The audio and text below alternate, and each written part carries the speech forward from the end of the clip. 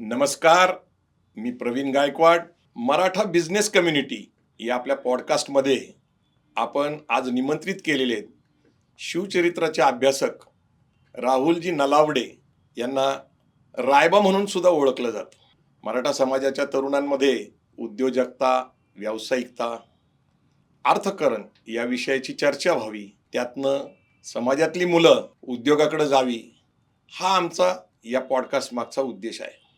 पण आजचा आपला जो पॉडकास्ट आहे हा इतर पॉडकास्टपेक्षा वेगळा आहे, कारण छत्रपती शिवाजी महाराजांना प्रेरणा मानून हा देश घडलाय, हा महाराष्ट्र घडलेला आहे. छत्रपती शिवाजी महाराजांची शिवनीती ही कशी कणखर आहे, त्यातनं कसं नेतृत्व निर्माण होतं. कवी भूषण यांनी जे काव्य लिहिलेलं आहे ते ब्रज भाषेमध्ये आहे. इंद्रजीवी जंबपर हे शब्द तुम्ही ऐकलेले आहेत.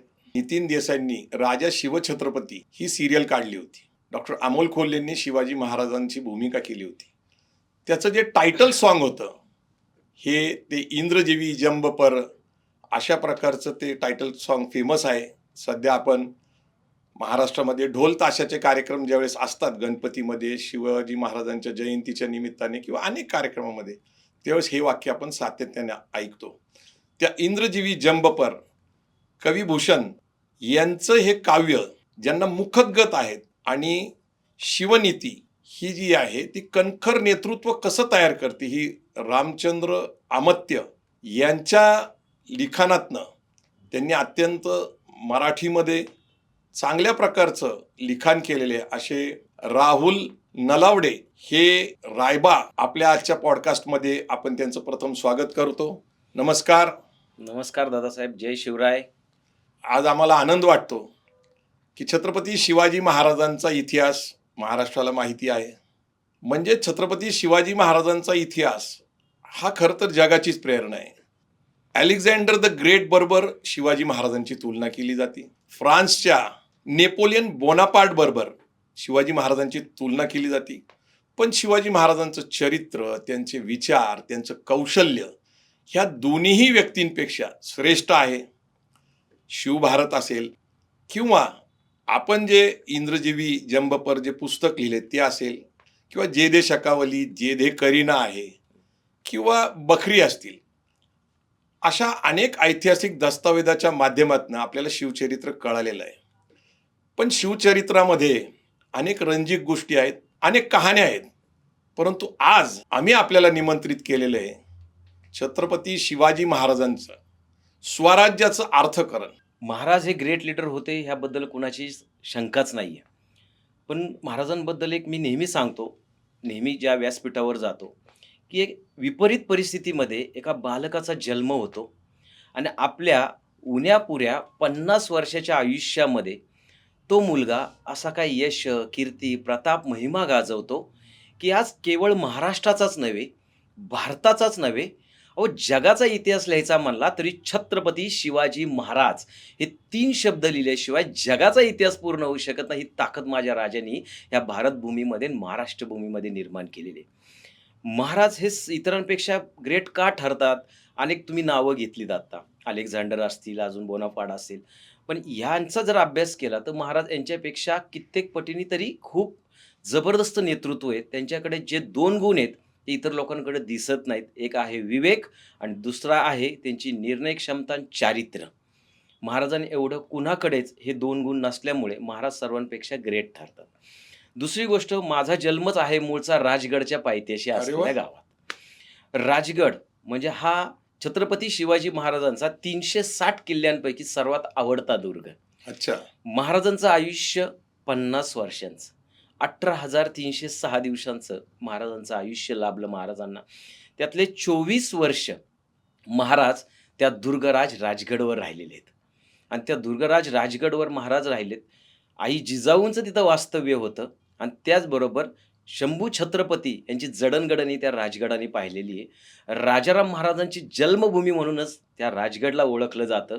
तानाजी मालुसरे असतील, कान्होजी जेदे असतील, अनेक लोक जे आहेत आपले, यसाजी कंक, ज्यांच्याशिवाय इतिहास पूर्ण होऊ शकत नाही, सूर्याजी काकडे असतील, हैबतराव शिळीमकर असतील, अशा दिग्गजांच्या पाऊलखुणा ज्या दुर्गराज राजगडवर उठल्या, त्या दुर्गराज राजगडच्या खाली आमचं वाजेगर नावाचं गाव आहे आणि त्या वाजेघर गावाच्या नावामध्ये त्या वाजेघरला माझा जन्म झालेला आहे.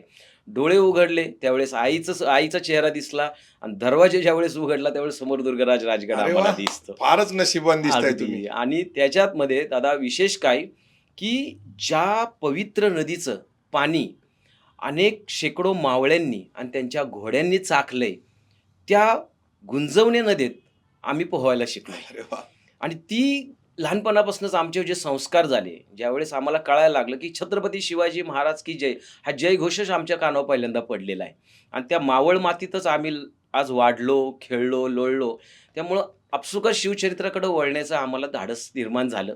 आणि ते ज्यावेळेस अभ्यासक म्हणून मी ह्या फील्डकडे वळलो किंवा महाराजांकडे आकर्षिले गेलो, त्यावेळेस लक्षात आलं, की फक्त छत्रपती शिवाजी महाराज की जय एवढ्यापुरते महाराज मर्यादित नाही. शिवाजी महाराज म्हणजे विश्वबंधुत्व, विश्वकल्याण प्रत्यक्षात उतरवणारा राजा. समता, न्याय, बंधुता, स्वातंत्र्यता आणि सुरक्षितता या लोककल्याणकारी तत्वांचे निर्माता म्हणजे शिवराय आहेत. आणि ह्या छत्रपती शिवाजी महाराजांचा अभ्यास करणं, यांच्या गडकोटांचा अभ्यास करणं हे तर चांगलंच आहे. आपल्याला अनेकांना माहिती आहे, की शिवाजी महाराज गडकोट उभारले, स्वराज्य उभं केलं शून्यातून. याबद्दल काही वाद नाही. पण आज शिवाजी महाराजांना आपण अष्टपैलू म्हणून मानतो. पण माझं असं म्हणणं आहे किंवा अनेक अभ्यासकांचं असं म्हणणं आहे, की शिवाजी महाराज अष्टपैलू नाहीयेत. ऐकायला जरा वेगळं वाटेल, पण शिवाजी महाराज शतपैलू आहेत. अरे वा. कारण आपल्याला फक्त 8 गुण माहीत झालेत, म्हणून आपण त्यांना अष्टपैलू म्हणतो. शतपैलू अजून महाराजांचे जाणून घेणं गरजेचं आहे. छत्रपती शिवाजी महाराज हे बेंगलोरला होते आणि त्या काळामध्ये छत्रपती शिवाजी महाराजांना 32 कला शिकवल्या गेल्या शहाजी महाराजांच्या मार्गदर्शनाखाली. अगदी. त्या 32 कला त्यांना येत होत्या. म्हणजे मी तर असं ऐकलंय की त्यांना साप चावला, विंचू चावला तर त्याचं विष उतरवण्याचं सुद्धा त्यांना ज्ञान होतं. हो. इथपासून तर त्यांचं लिखाण, त्यांचं शिक्षण आणि शस्त्रकला या सगळ्या 32 कला शिकवल्या गेल्या. पण आपण तर म्हणताय की 100 गोष्टी त्यांच्याकडे होत्या. खरं सांगायचं दादा, आपल्याला 8च कळलेत म्हणून आपण 8 म्हणतो. शिवभारत ग्रंथामध्ये बरेच त्याची वर्णनं आहेत. कविराज भूषणांनी पण त्याची खूप चांगली वर्णन करून ठेवलेली आहेत. पण मी का असं म्हणतो, की लोक म्हणजे आपण जनता, आपण समाज महाराजांना दैवत मानतो, त्याबद्दल वाद नाही. आपण अनेक शिवभक्त बघतो. पण असं मी तर आता जबाबदारीने एक वाक्य नेहमी म्हणतो, की शिवभक्त बस, आता तुम्ही शिवा अनुयायी व्हायला पाहिजे. महाराजांच्या प्रत्येक वाटेवर चालण्याचं धाडस तुमच्यात निर्माण केलं पाहिजे. या गोष्टी का? तर आपल्याला फक्त गड किल्ले, लढाया याच्या पलीकडे महाराज फारसे समजले नाहीत. बरं. महाराजांचं अर्थकारण, महाराजांचं समाजकारण, महाराजांचं धर्मकारण, महाराजांनी केलेल्या वेगवेगळ्या शेतकऱ्यांसाठी केलेल्या उपाययोजना असतील, संरक्षक व्यवस्था असतील, बहिर्जी नायकांसारखे आज त्यांनी बघितलं, की आपली जी हेर खातं आहे त्याच्यावर महाराजांनी प्रचंड खर्च केलेला आहे. वेगवेगळ्याच्या घाटवाटा ताब्यात घेतलेत, किल्ले का निर्मिती केली आहे, ह्याच्या बाबतीत समुद्रावरचं महाराजांचं साम्राज्य काय, त्याला सागरी स्वराज्य म्हणलं जातं. या बाबतीत फारसं कोण बोलताना दिसत नाही किंवा अभ्यास करताना दिसत नाही.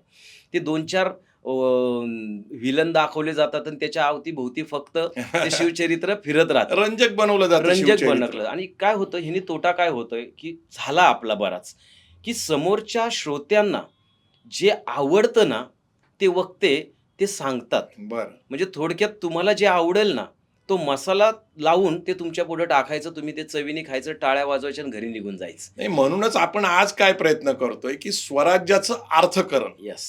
हा तुमचा अभ्यासाचा विषय आहे. अगदी. कारण तुम्ही रामचंद्र अमात्य हम्म. यांच्या शिवनीतीचं नेतृत्व जे आहे त्याच्या संबंधात पुस्तक लिहिलेलं आहे. अगदी. तुम्ही त्याच्याबद्दल काय सांगताल? खरं सांगू, अर्थकारणाची व्याख्याच बऱ्याच जणांची वेगळी आहे अच्छा. आजच्या जगामध्ये. बर. आजच्या जगात अर्थकारण म्हणजे प्रत्येकाला काय वाटतं, की पैसा कमवणे म्हणजे अर्थकारण. बर. ही अर्धवट आहे, व्याख्या आहे, वाद नाही, पण ती अर्धवट व्याख्या आहे. खरं अर्थकारणाची व्याख्या काय आहे, तर छत्रपती शिवाजी महाराजांच्या चरित्रातनं आपण शिकलं पाहिजे, की त्याला रिसोर्स मॅनेजमेंट म्हणलं जातं कॉर्पोरेट क्षेत्रामध्ये, की तुमच्या हातात जे काय आहे त्याची कमीत कमी साधनांनी जास्तीत जास्त परिणाम साध्य करण्याची कला म्हणजे अर्थकारण आहे. बर. म्हणजे ज्याला मॅन मॅनेजमेंट म्हणलं मला जातं. स्वतःला हे नवीन व्याख्या कळाली आज. अगदी. तर मी सांगतो, की ज्याला मॅन मॅनेजमेंट, टाइम मॅनेजमेंट, मनी मॅनेजमेंट बर. यांची सांगड घालता आली आणि जो हवा तो आपल्याला इफेक्ट त्यातनं तुम्ही उद्देश गाठू शकला तर तुम्ही खऱ्या अर्थाने अर्थकारण समजल्याची तुम्ही व्याख्या पूर्ण करू शकता. आज मला कळालं की तुम्ही मेंटॉरशिप किंवा मोटिवेशनल स्पीकर म्हणून का फेमस आहात, प्रसिद्ध आहात.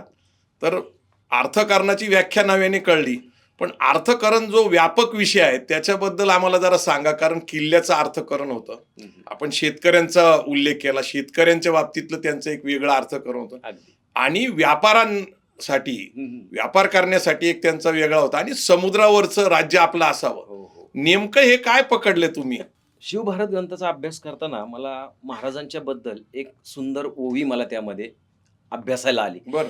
आपणही महाराजांचे फक्त लढाया, घोडे, ढाल, तलवार, मग हा किल्ला कसा घेतला, तो किल्ला कसा घेतला, मग ह्याला कसा मारला, त्याला कसा मारला. साहजिक आहे, महाराजांचा शौर्य हा प्रचंड प्रेरणादायी गुण आहे. बरोबर.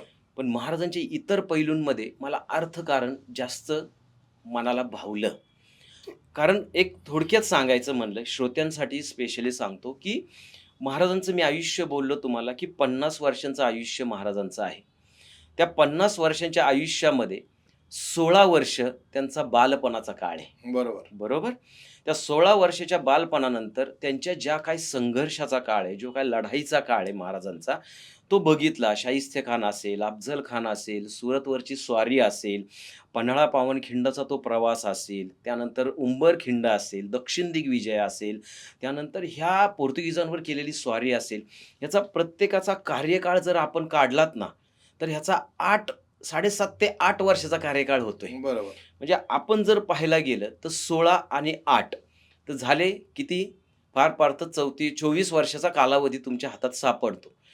मग 50 वर्षातनं जर का 24 वर्ष तुम्ही कमी केले तर तुमच्या हातात 26 वर्षाचं काय महाराजांचं तुमच्याकडे इतिहासच नाहीये. काय धोरण होतं मग त्यांचं? 26 वर्ष महाराजांनी काय केलं? तर 26 वर्ष महाराजांनी केलं अर्थकारण, अच्छा. समाजकारण, धर्मकारण, आरमार निर्मिती. मी सांगितलं प्रचंड खर्च केलेला आपल्या आज त्यांच्या खेर खात्यावर.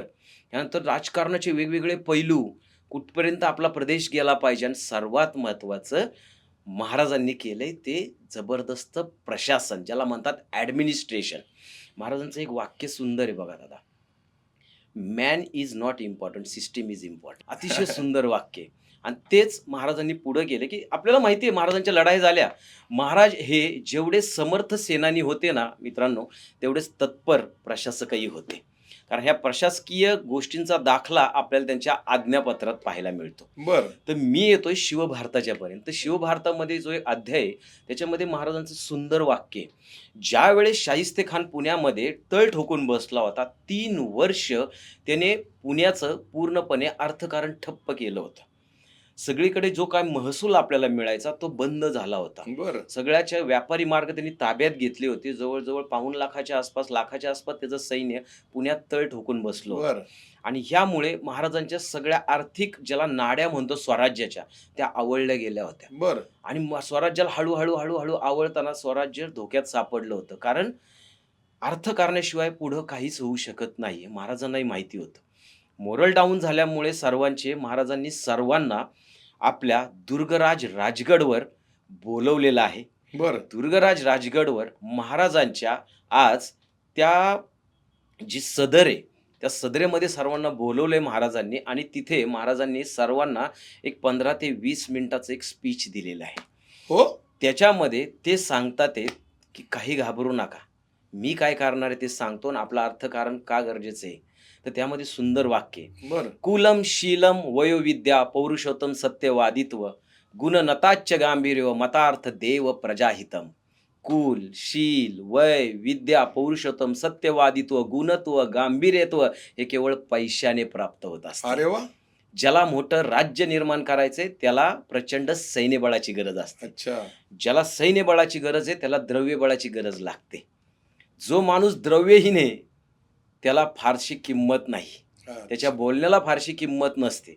तो आपला देव, देश, धर्म ह्या गोष्टींचं रक्षण करताना दुबळा ठरतो. बरं. म्हणून ज्याप्रमाणे पृथ्वीराजाने, एक पृथू नावाचा राजा होता, त्यांनी पृथ्वी जिंकली असं म्हणलं जातं. अच्छा. तो ज्याप्रमाणे पृथ्वीराजाने पृथ्वी पिळून दूध काढले, अच्छा. तद्वत हा शिवाजी राजा सर्व प्रांतातील पैसा स्वराज्यात आणेल आणि ह्या स्वराज्याचं सुराज्य करेल अरे वा. आणि त्या शाहिस्ते खानाची मी मस्ती मोडेल, काळजी नसावी.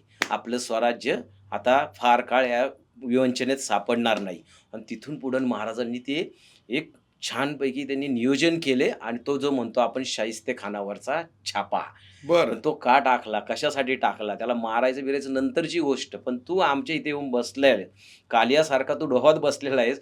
आमचं अर्थकारण स्वराज्य आमचं आत्ताशी कुठं रांगू लागलेलं आहे आणि त्याच्यावर तुझा घाला पडलेला आहे. त्यामुळे तुला आम्ही तुझी जागा दाखवणार. हे अच्छा. महाराजांचे शब्द आहेत. हे सुंदर शब्द आहेत आपल्याला ऐकण्यासारखे. पण लाल महालामध्ये छापा टाकल्यानंतर शाहिस्ते खानाची 4 बोटं कापली. शाहिस्ते खान परत घाबरून गेला, त्याचं सैन्य निघालं. अगदी. पण त्यानंतर छत्रपती शिवाजी महाराजांनी सुरतेची स्वारी आखली. ह्याचं काय कारण आहे? आता तो एक अर्थकारणाचाच विषय आहे. अच्छा. मी सांगितलं ना की अर्थकारण हा महाराजांचा सर्वात अभ्यासाचा विषय आहे. बर. महाराजांना जाणून घ्यायचं असेल तर महाराजांकडे किती प्रदेश होता, महाराजांनी अर्थकारण कशी निर्मिती केली, याच्यावर मी थोडंसं तुम्हाला मागं घेतो पुन्हा एकदा. की महाराजांचा अर्थकारणामध्ये सर्वात जास्त होल्ड होता. कारण शिवभरत ग्रंथातच अजून एक तसं उल्लेख आहेत की हे बाल शिवबा किती वेळ अभ्यास करायचे. अच्छा. तर हे बाल शिवबा 3 प्रहर अभ्यास करायचे. 1 प्रहर म्हणजे 3 तास. बापरे. 3 प्रहर म्हणजे बाल शिवबा जवळजवळ दिवसातनं 9 तास अभ्यास करायचे. अरे वा. मग ही गोष्ट जाणून घेणं, आपण सगळी नवीनच माहिती सांगताय सगळ्यांना. ही गोष्टीच, कारण आपण एज्युकेटेड आहोत.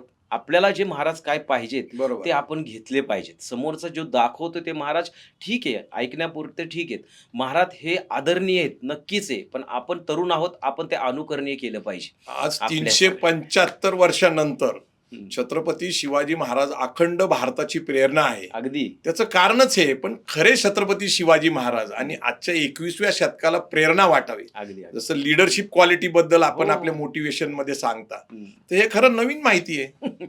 कारण लिडरशिपची व्याख्याच काय हो दादा, की leader is one who has a vision. बर. ज्याच्याकडे आज काळाच्या पलीकडे पाहण्याचं दृष्टी आहे. दृष्टी आहे त्यालाच खरा लीडर म्हणतात. हो. आणि ती आपल्या महाराजांकडे होती. म्हणून आज महाराज आपल्याला अनुकरणीय आहेत, आदरणीय आहेत सगळ्या गोष्टींमध्ये. तर मी सांगत होतो की महाराजांकडे जो काय आज सुपे परगणा असेल, चाकण असेल, परगणा बारामती. असेल, बारामती परगणा असेल, तो त्या परगण्यामध्ये जी काही खेडेगावं होती अनेक महाराजांकडे, त्याचा महसूल जेमतेम होता, फारसा नव्हता.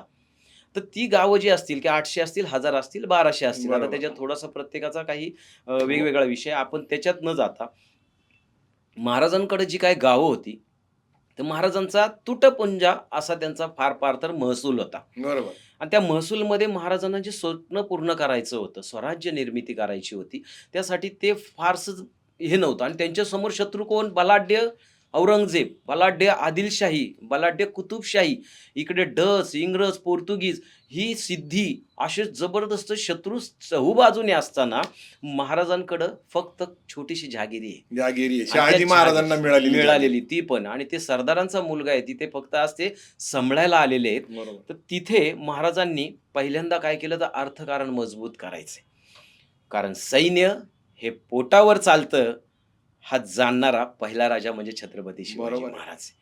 आणि त्यांनी त्यासाठी काय केलेलं आहे की पहिल्यांदा जे काही जमीन आहे, जी काय माझ्याकडे जी जहागिरी आहे, ती महाराजांनी पहिल्यांदा जहागिरी मोजून घेतली. बरं. त्यासाठी त्यांनी एक शिवकाठी नावाची एक काठी फायनल केलेली आहे. अच्छा. त्याची जर उंची बघितली तर त्याची 82 तसू ज्याला म्हणलं जातं, बरं. म्हणजे आत्ताच्या काळात सांगितलं जातं तर 5 फूट 1 इंचाची काठी. बरं. त्याच्यापूर्वी काय व्हायचं की जो कोण बादशाह जो गादीवर बसलेला असायचा, त्याच्या हाताचे जेवढे 5 हात लांब आणि मग ते 5 मुठ्या असं पकडून ती काठी करायची आणि त्यांनी मोजत राहायचं. मग तो कधी जो नवीन गादीवर यायचा तेवढा त्याचा हात नसायचा, मग तो बारीक मोठी, मग ते वादावाद व्हायचे. बरोबर. महाराजांनी ह्याच्यावर सोल्युशन काढलं की माझ्याकडे एक्झॅक्ट किती जमीन आहे आणि ती मला कशी पुन्हा एकदा लागवडीखाली आणता येईल. तर महाराजांनी ते केले. जमीन महाराजांनी मोजून घेतली पहिल्यांदा. त्याच्यानंतर महाराजांनी शेतकऱ्यांचा विश्वास संपादन केलेला आहे आणि त्यांना माहिती आहे की शेतकरी हाच आपलं स्वराज्य पूर्णपणे राखू शकतो. निर्माण करण्यासाठी आपला सर्वात महत्त्वाचा घटक कोण आहे? तर हे शेतकरी आहेत आणि ह्यातून पुढेच आपल्याला धारकरी निर्माण करायचे आहेत. तर महाराजांनी शेतकऱ्यांचा विश्वास निर्माण केलेला आहे आणि महाराजांनी जमिनीची नंतर प्रतवारी केलेली आहे. प्रतवारी कशी केलेली आहे, की जिरायत, बागायत, त्याच्यानंतर बघितली मुरमाड जमीन, अशी 5 प्रकारे जमीन पण हे महाराजांनी कागदोपत्री केलेली. सगळं उपलब्ध आहे. हो, उपलब्ध आहे. आपण अभ्यास कोण करणार त्याचा? अच्छा. अभ्यास करायला नकोय. आम्हाला महाराज फक्त वर-वर अत्तरासारखे लावायचे आणि आम्हाला महाराज की जय म्हणलं जातं, पण ते का करू नये? तोटा आपला आहे. असं म्हणलं जातं, बरं. की इतिहासाचा आंधळा अभिमान हा मोठा शाप आहे बरं. आणि इतिहासाचं अर्धवट ज्ञान हा सर्वात मोठा गुन्हा आहे आणि आता आपण तो आपल्या हातून खूप मोठा झालेला आहे आत्तापर्यंत, असं मला वाटतं. ह्याच्यावर बऱ्याच गोष्टींची वादावाद पण होतात, की तुम्ही जे महाराज सांगता हे तुम्ही कुठनं वाचता? प्रचंड आहे. तुमच्याकडे साहित्य आहे, वाचायला वेळ कुणाकडे आहे? बरोबर. लोकं वाचत नाही. 2 पानं वाचली की झोप येते म्हणतात. पण जर आपण एवढ्या 2 पिढ्या आपल्या झोपेतच गेलेत, आता आपल्याला जागं झालं पाहिजे. येणाऱ्या पिढीला महाराज काय आहेत हे खऱ्या अर्थाने नीट समजून सांगितलं पाहिजे. हे राष्ट्रमाता जिजाऊंनी पुण्याची जी भूमी होती, अगदी. मुख्यतः कसबा भागामध्ये हो, हो, हो. सोन्याचा नांगर चालवला चालवला. आणि हा मेसेज द्यायचा होता हो. शेतकऱ्यांना, की या शापित जमिनीवर मी शेती करते, हं, ही पवित्र भूमी आहे हं. आणि हा विश्वास शेतकऱ्यांना द्यायचा होता. त्यामुळे सोन्याचा नांगर चालवला. बरोबर. जगातलं पहिलं उदाहरण असेल, की कुठल्यातरी मातेनी आज आपल्या जहागिरीमध्ये शाप मिटवण्यासाठी सोन्याचा नांगर तिथे त्यांनी चालवलेला आहे. तर त्याच्या पाठीमागे सायकॉलॉजी आहे. ती जी काय आपली गोरगरीब जनता होती. शिक्षण फारसं त्यांच्याकडे नसायचं. त्यांना जे सांगितलं त्याच्यावर त्यांचा विश्वास बसायचा. आई जिजाऊ ह्या प्रचंड, मी तर नेहमी सांगतो, की आई जिजाऊ ह्या खूपच सर्वांसाठी आज आपल्यासाठी पूजनीय आहेत. पण हे राज्य व्हावे ही श्रींची इच्छा म्हणलं जातं. पण मी असं म्हणेल, की हे राज्य व्हावे ही तर एका स्त्रीची इच्छा होती. अच्छा, जिजाऊंची इच्छा होती. पहिल्यांदा जिजाऊंची इच्छा आहे, शहाजीराजांची इच्छा आहे आणि मग महाराजांची आहे. म्हणून माता किती महत्त्वाची असते दादा, की एका मातेने ठरवलं तर शिवबा घडतो. म्हणजे एका जिजाऊने ठरवलं तर शिवबा घडतो आणि एका शिवबाने ठरवलं तर स्वराज्य घडतं. अरे वा. म्हणून माता आपल्यासाठी महत्त्वाच्या आहेत. तर त्या महाराजांनी सांगितलं, की शेती मोजून घेतली, त्याचा महसूल केला. त्यावेळेस शेतकऱ्यांकडनं पूर्वीचे जे काय आपण वतनदार म्हणतो, जहागीरदार होतो, ते शेतकऱ्यांकडनं मन मानलं असं लूट करायचे लुटायचे. त्यांच्याकडनं. शेतीच उत्पन्नाचं साधन होतं. अगदी. आणि त्यामुळे काय व्हायचं, की शेतकरी म्हणायचं, की मी वर्षभर कष्ट करतोय आणि ह्यातले 80% 90% कधी-कधी सर्वच ते टॅक्सच्या नावाखाली ओढून घेऊन जातात आहेत. त्यातही ते नाही झालं, तर आमचे बैलही घेऊन जातात आहेत. बैलांनी नाही झालं, तर आमच्या घर आणि हे पण ताब्यात घेतात आहेत. दादा, काही ठिकाणी तर असे उल्लेख आहेत, की तेवढ्यानी नाही झालं, तर घरातल्या तरुण स्त्रियांना सुद्धा त्यांनी सोडलेलं नाहीये. बापरे. हा प्रचंड भयानक काळा अन्याय इतिहास होता, आहे. पिळवणूक आपल्याला होती. इथपर्यंत जायचं नाहीये. हा विषय मी फक्त कानावर घालतो, की का महाराजांनी हे राज्य कसं उभं केलं मित्रांनो, की या गोष्टीतून ज्यावेळेस महाराजांनी बघितलं, की शेतकरी किती पिचलेला आहे. महाराजांनी त्यांचा विश्वास संपादन केलाय. प्रतवारी केलेली आहे. त्यामध्ये महाराजांनी पंचदुयी म्हणून एक सिस्टीम आणलेली आहे. त्यामध्ये जर का तुझ्याकडे 5 पोती धान्य झालं, त्यातलं 2 पोती हे सरकारात दरबार अरे वा. जमा करायचे. बरं. 3 पोती तुझ्या वस्त्रीला तुझ्या घरात ठेवायचं, तुझ्या बोराबाळांसाठी. म्हणजे ते जर बघितलं, की 10 पोती झाली, तर त्यातली 4 पोती सरकारात, 6 पोती तुझ्या घरात. हा 40% टॅक्स झाला. तो बरोबर. जो रोखीने भरत असेल, तो 33%नीच भरायचा. बरं. पण 40% टॅक्स भरताना सुखी होता शेतकरी, की ह्याच्या पुढचं सर्व धान्य माझं आहे. महाराजांनी ह्याच्या पुढे जाऊन सिस्टीम राबवली, की जी चला, की आता अजून तुम्हाला मी एक उभं राहण्यासाठी खूप चांगल्या अजून योजना महाराजांनी कशा आखलेल्या आहेत, की त्यांनी जी पडीक जमीन होती, ती जमीन महाराजांनी पाहणी केली आणि शेतकऱ्यांना बोलून त्यांना नवीन आज तिथं एक सांगितलेला आहे, संदेश दिलाय. ही जी पडीक जमीन आहे ना, ही जर तुम्ही लागवडीखाली आणलीत ना आणि ह्यातनं जे काय उत्पन्न येईल ना, ते 3 वर्ष त्याचा सारा तुम्हाला माफ करणार आहे. बरं. 3 वर्ष तुम्हाला 10 पोती झाली ना, 10 पोती तुमचीच तुमचीच राहणार आहे. राहणार. तुम्ही एकही दाना इकडे द्यायचा नाही अरे वा. सरकारी. तुम्ही कष्ट करा, ती जमीन लागवडीखाली आणा. तुमच्या पोराबाळांसाठी, तुमच्यासाठी हे धान्य आज तुम्ही पिकवा. आणि त्यामुळे शेतकऱ्यांना तो एक कॉन्फिडन्स आला, आत्मविश्वास आला, की असा एक राजा. आत्तापर्यंत आमच्यावर फक्त आणि फक्त अन्याय होत गेले. आमच्या घरातलं वित्त सुरक्षित नव्हतं, आमच्या घरातल्या स्त्रिया स्त्रिया सुरक्षित सुरक्षित नव्हत्या. नव्हत्या, आमचे प्राण आज जीवित तर आमचं सुरक्षित नव्हतं, आमची शेती सुरक्षित नव्हती, पण हा एकमेव राजा असा आहे की हा पहिल्यांदा गरिबांची आणि शेतकऱ्यांची काळजी घेतोय. हे म्हणजे दुष्काळ पडल्यानंतर शिवाजी महाराज हं. त्या काळामध्ये बऱ्याच प्रकारची मदत करत होते. एक अगदी. मोठा दुष्काळही पडला होता. काय काय मदत केली होती शिवाजी महाराजांनी? महाराजांचं तेच तत्व आहे अर्थकारणाचं, जे मी सांगितलं, मॅन मॅनेजमेंट, मनी मॅनेजमेंट, टाईम मॅनेजमेंट. हो. महाराजांकडे एक राखीव कायम महाराजांनी एक अशी रक्कम ठेवलेली असायची. Reserved fund. रिझर्व्ह फंड म्हणतो बरं. आताच्या काळामध्ये मोठमोठ्या कंपनीला ठेवणं गरजेचं आहे.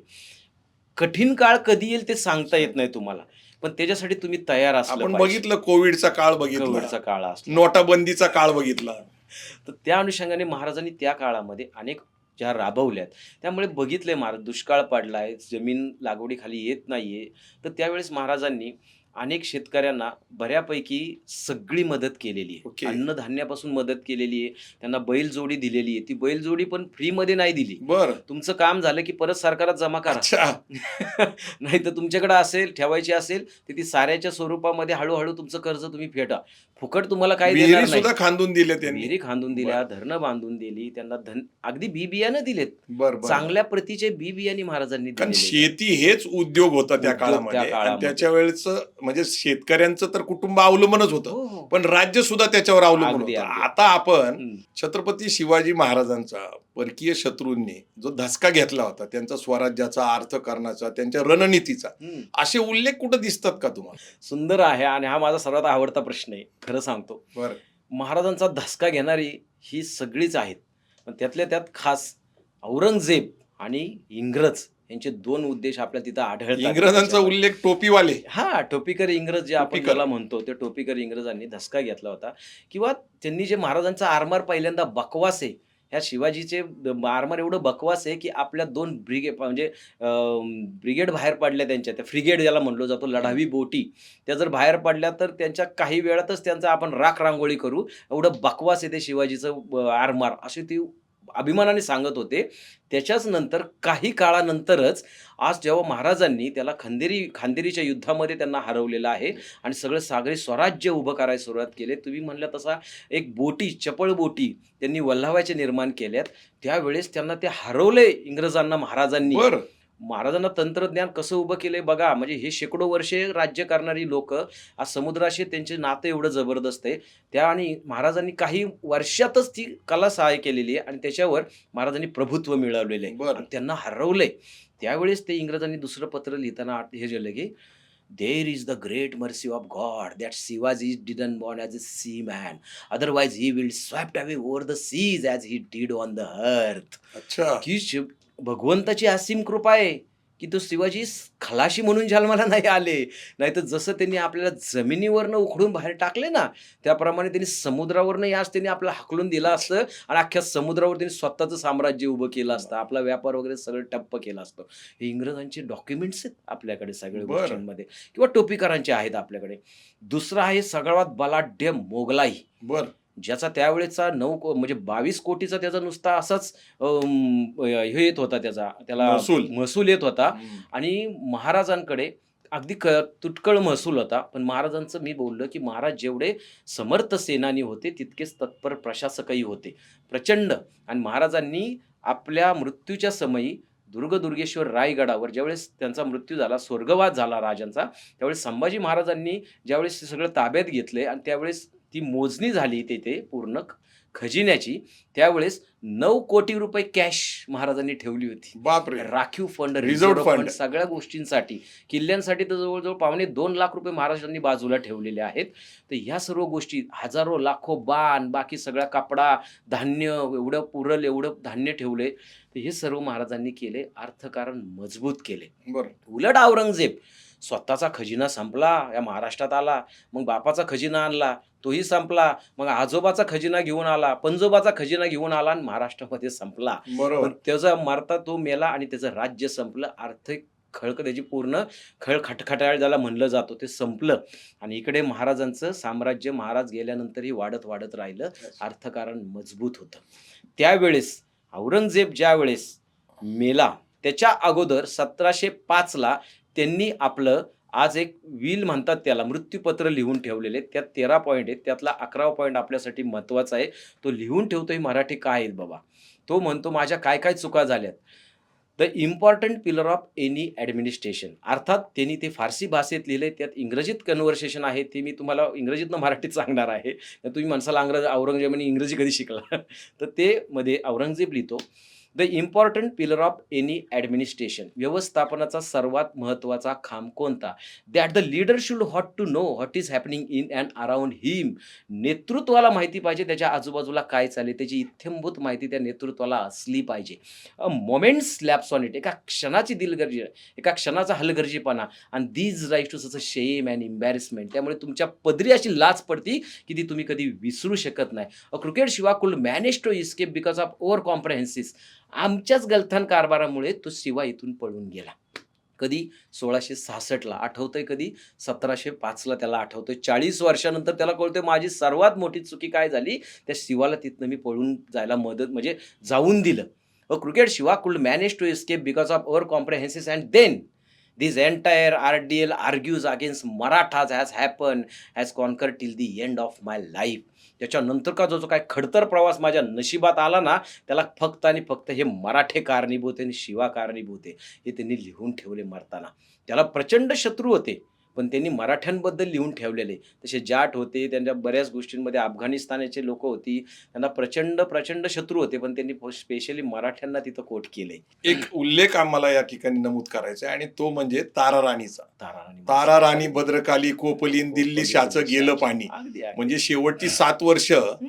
औरंगजेबाला तारा राणी बरोबर लढायला लागलं आणि मराठ्यांनी नंतर दिल्ली ताब्यात घेतली. हा. मग पानिपत आपल्याला माहिती आहे किंवा हो. अटकपर्यंत झेंडे लावले. गेले. ती छत्रपती शिवाजी महाराजांचं स्वराज्याची प्रेरणा हो. आणि विचार किती मोठा आहे हम्म. हे औरंगजेबला जाणवलं होतं आणि म्हणून औरंगजेब स्वराज्य बुडवण्यासाठी महाराष्ट्रात आला होता. पण शेवटी महाराष्ट्रातच त्याचं थडगं खुलता बादला खुलताबाद निर्माण झालं. निर्माण झालं. पूर्वी त्याचं नाव औरंगाबाद होतं. आज जिथं थडग आहे त्या जिल्ह्याचं नाव छत्रपती संभाजी महाराज. केवढा मोठा विजय आहे आपला.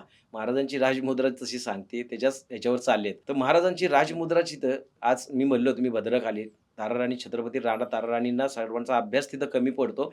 पण ताराराणीची जी तत्व आहेत बघितली आपण, तर महाराजांच्या सर्व तत्वांवर चालणारी ही पुढची पिढी आहे की त्यांनी सांगितली की प्रतिपचंद्र लेखेवे वर्देशनूर विश्ववंदिता शाह सुनो हो शिवशेषा मुद्रा भद्राय राजते. द ग्लोरी ऑफ दिस मुद्रा of Shahaji son Shivaji will grow like the first day moon. It will be worship by the world and it will be shine only for the well being of वा, English मध्ये पहिल्यांदाच ऐकली. तर माझं राज्यच हे लोकांच्या कल्याणासाठी आहे. चंद्रकोरप्रमाणे. आणि ह्यासाठी ह्या व्यापाऱ्यांनी सुद्धा आपला जर ब्रँड बनवायचा असेल तर शिवतत्वावर चालणं गरजेचं आहे. उत्तम आर्थिक व्यवहार, उत्तम तुमची सर्व्हिस असली पाहिजे आणि सर्वात महत्त्वाचं टाईम तुमचा पाळता आला पाहिजे, वेळ पाळता आली पाहिजे, चेक बाउन्स या सगळ्या गोष्टी जर टाळल्या तर आयुष्यामध्ये तुमची शिवनीती पाळली तर तुमचा साध्या व्यापाऱ्याचा ब्रँड होईल, आणि जर नाही पाळली तर तुमचा बँड वाजल्याशिवाय राहत नाही. हे सर्वात महत्त्वाचं आहे. त्यामुळे कणखर नेतृत्वासाठी शिवनीती प्रत्येकासाठी गरजेची आहे. स्वराज्यामधला सगळ्यात महत्वाची जी गोष्ट आहे ते किल्ले. हो, किल्ल्याचं सुद्धा अर्थकारण शिवाजी महाराज करत होते. अगदी. कसं करत होते? असं म्हणलं की अर्थकारण जे आहे ना ते 3 स्टेप्सनी पुढं जातं. बर आता मी काय अर्थतज्ञ नाहीये दादा. बर मी शिवचरित्र अभ्यासक आहे आणि शिवसेवक हीच माझी ओळख आहे. बाकी विषय नंतरचे, मोटिवेशनल बरोबर. स्पीकर, कॉर्पोरेट ट्रेनर, या सगळ्या गोष्टी नंतरच्या. शिवसेवक म्हणून मी तुम्हाला सांगतो की अर्थकारणात महाराजांनी काय केलेलं आहे. बर अर्थकारणात महाराजांनी 3 टप्प्यामध्ये आज त्याची विभागणी केलेली आहे. पहिली केली निर्मिती, बर दुसरी केलेली आहे त्याचा विनियोग. विनियोग म्हणजे त्याचा यूज कसा Use. करायचा. बरोबर. अर्थकारण म्हणजे तुम्ही पहिल्यांदा निर्मिती करून घ्या अर्थाची, त्याच्यानंतर त्याचा विनियोग, त्याचा यूज कुठं करायचा आहे, बरोबर. आणि नंतर शेवटीला त्याचं वाटप कसं करायचं. अच्छा. आपल्या सहकाऱ्यांना, आपल्या टीम मेंबर्सना, आपल्या सरदारांना, अष्टप्रधान मंडळाला कशा प्रकारे आपण प्रोत्साहित करायचं ते वाटप करून, बर हे ते 3 टप्प्यातनं चालतं.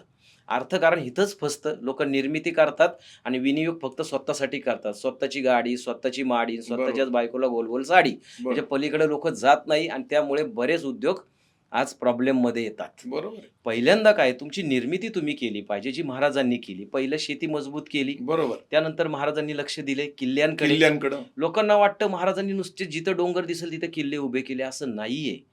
दुर्ग अभ्यासक म्हणून मी तुम्हाला सांगतो, मी पहिल्यांदा दुर्गांचा अभ्यासक म्हणूनच काम केलं. बरं. आज 150च्या वर किल्ले मी फिरलो. महाराजांचे बघितले अनेक प्रमोद किल्ले. मांडे सरांचा आणि तुमचा दुर्ग महर्षी प्रमोद आहे. मांडे सरांचं तुमचं काय नातं आहे नेमकं? त्यांचेच आशीर्वाद आमच्यापाशी आहेत. बरं. त्यांनी जी काही पिढी घडवलेली आहे, हो. की इतिहासाकडे कोणत्या दृष्टीने तुम्ही पाहताय? पण ते नेहमी अर्थकारणाबद्दल बोलायचे. हो, अगदी. त्यांचेच वसा आम्हाला पुढे चालवायचा आहे आणि तो बरोबर. आम्ही चालवतोय. आम्हाला म्हणजे भाऊंचं एक वाक्य होतं, की तुम्ही फेम आणि नेम ह्याच्यापासून लांब राहा. अच्छा. प्रसिद्धीच्या मागे जाऊ प्रसिद्धीपासून नका. बरं. प्रसिद्धी ही आज कुत्र्यासारखी असते. बर बर बर. ती जर का तुम्ही सारखं तिच्या पट्टा धरून तिला पळत गेला त्याच्या मागे ती तुम्हाला लांब फरफटत नेणार आहे. बरं. ती सोडून द्या. ती कुत्र्यासारखी परत तुमच्या पायापाशी येईल का? तर तुम्ही तेवढ्या आधी सिद्ध व्हा, मग तुम्ही प्रसिद्ध व्हा. त्यांनी एक किल्ल्यांवरचं पुस्तक प्रसिद्ध केलंय. हो, कुठलं अगदी. पुस्तक आहे? महाराष्ट्रातली गड किल्ले त्यांचे सर्वात मोठं आतापर्यंतचा सर्वात मोठा ग्रंथ आहे तो. पुस्तक नाही, तो किती ग्रंथच किल्ले आहेत म्हणतात. ते? महाराजांचे आता तसे भाऊ मांडेंचे 2 पुस्तकं आहेत. बरं. फोर्ट्स ऑफ इंडिया म्हणून आहे. ते आता 2000च्या वर किल्ल्यांचं आहे. बरं. आणि त्यांचं दुसरं पहिलं जे पुस्तक महाराष्ट्राचे गड किल्ले त्याच्यामध्ये जवळजवळ शेकडो किल्ले त्याच्यामध्ये त्यांनी एक्सप्लोर केलेले आहेत त्या बरं. काळामध्ये सगळे. तर त्या किल्ल्यांचं महत्त्व आपण सांगायचं होतं, की किल्ले जिथे महाराजांना डोंगर भारी वाटला म्हणून तिथं किल्ला नाही उभा केला. नाही. जिथे जिथे व्यापारी मार्ग आहेत, बरं. जिथे जिथे आज त्या किल्ल्याच्या अंडर किती भूभाग येतो, किती गावं येतात याचा सर्वे होतो. बर. तिथे पाणी आहे का? उदक पाहुनी किल्ला बांधावा, महाराजांच्या आज्ञापत्रात बरं. काही विषय आहेत. म्हणून रायगडावर पाण्याची तळे आहेत. हा, उदक पाहून म्हणजे पाणी असल्याशिवाय किल्लाच नाही. तुमच्याकडे 2 कोटीचा फ्लॅट तुम्ही घेतलाय पण त्या नळाला पाणी नाही, तो किती दिवस तुम्ही राहणार? बरोबर, बरोबर. हा मोठा विषय होता. तसं महाराजांनी केलेलं आहे. तर त्या गोष्टी आहेत आणि महाराजांनी नक्की किल्ल्यांचं जर का बघितलं अर्थकारणामध्ये कसा उपयोग करून घेतलाय. कारण महाराजांच्या शब्दात सांगायचं म्हणलं, की अवघ्या स्वराज्याचे सार ते दुर्ग आणि हे स्वराज्याचे सारच दुर्ग आहेत. हे दुर्ग म्हणजे प्राण संरक्षण आहे.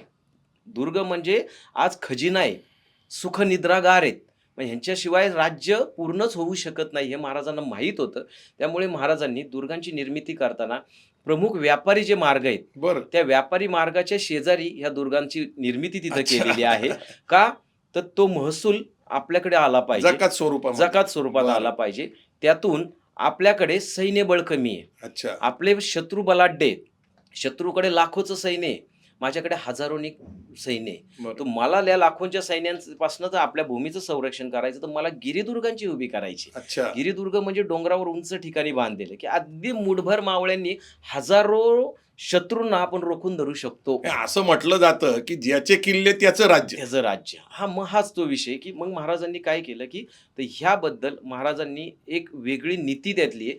आता एक थोडीशी वेगळी माहिती तुम्हाला देतो दादा, की हे मावळे आहेत ना, एक एक किल्ला शत्रूचा ताब्यात जाऊ नये म्हणून आज मारायला तयार होत होते. बर. त्याच्या पाठीमागचं कारणच अर्थकारण आहे. अर्थकारण आहे.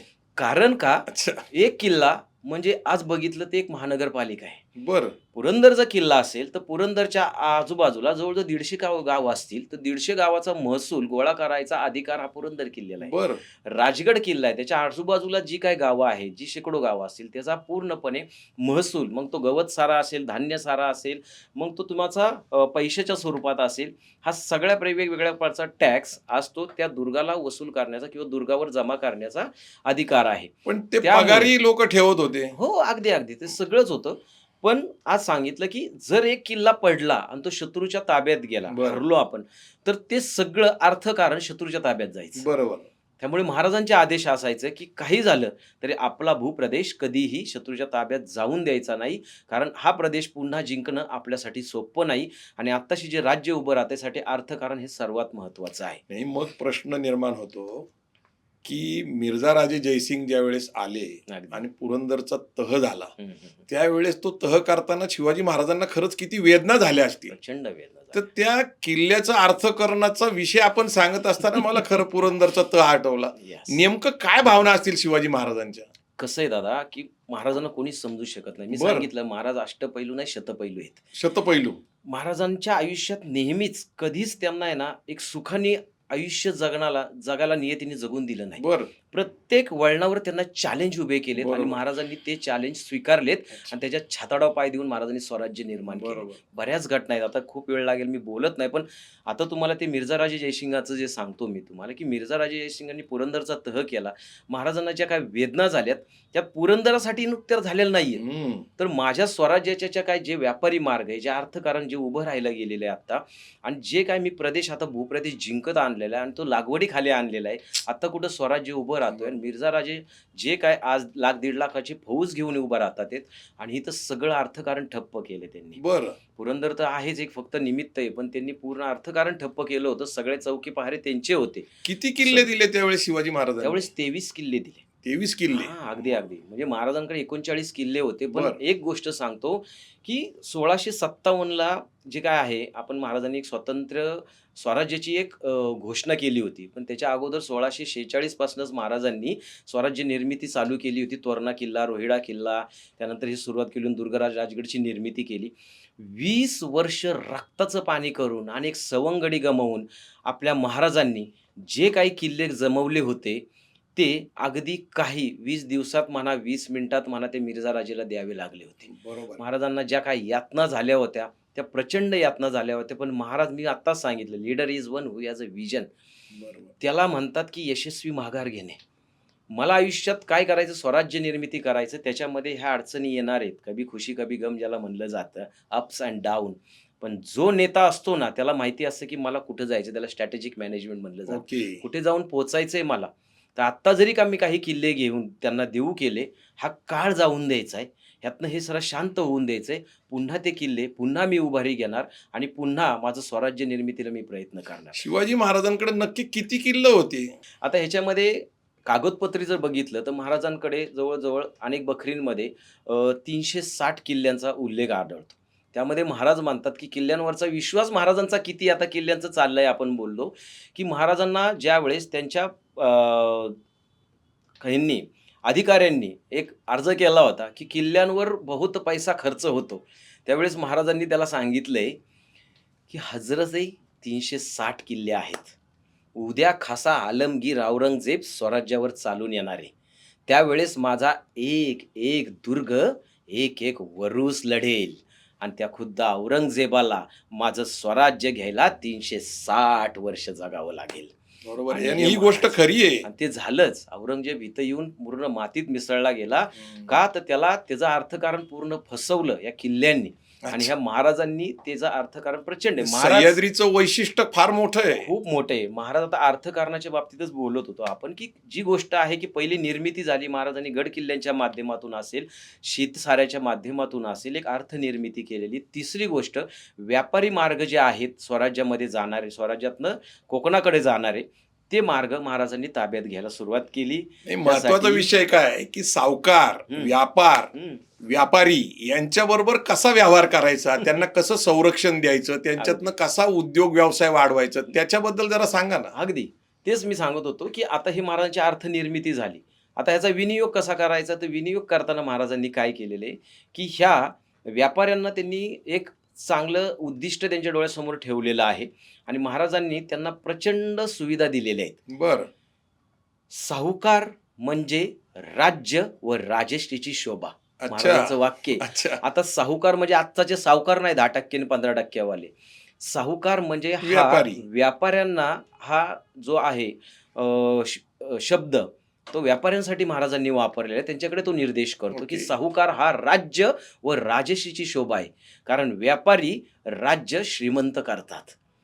ते भरपूर टॅक्स आपल्याला देतात. बरोबर. आणि महसूल देतात. जे महसूल प्रचंड आपल्याला तो देतात आणि जे स्वराज्यामध्ये जे आतापर्यंत वस्तू नव्हत्या, त्या बाहेरच्या वस्तू त्या आणायचं कामही ते त्या करतात आणि हं. त्यातनंही आपल्याला प्रचंड महसूल मिळतो.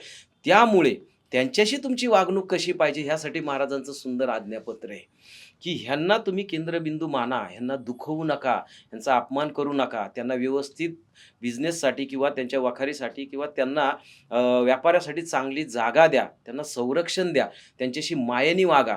तुमच्या घरातले जे समारंभ असतील किंवा मोठमोठे तुमचे समारंभ असतील, त्यावेळेस त्या व्यापाऱ्यांना तिथे बोलवा, त्यांचा सन्मान करा, त्यांना त्याच्यामध्ये त्यांचे धन्यवाद माना आणि ह्यांना तुम्ही प्रचंड मान द्या. कारण ही लोक आहेत ना, ती अडचणीच्या काळामध्येच आपल्याला स्वराज्याला कर्ज द्यायला हीच माणसं असणार आहे. बरं. त्यामुळे ह्या लोकांकडे दुर्लक्ष करू नका. त्यासाठी महाराजांनी बाजारपेठा उभा केलेल्या आहेत. बरं. काही ठिकाणी आता एक उदाहरण जावळीच्या तिथं नलावडे कोंड म्हणून आहे. कोंड म्हणजे गाव. आता ती नलावडे कोंड म्हणून आहे. तिथं महाराजांनी एक बाजारपेठ उभी केली होती. त्याच्यामध्ये अनेक वेगवेगळ्या ठिकाणचे व्यापारी महाराजांनी तिथं बोलवले होते आणि तिथं त्यांना जागा दिल्या होते, संरक्षण दिलं होतं आणि त्यांना सांगितलं होतं 12 वर्ष मला कुठलाही टॅक्स द्यायचा नाही. अच्छा. Tax free. का?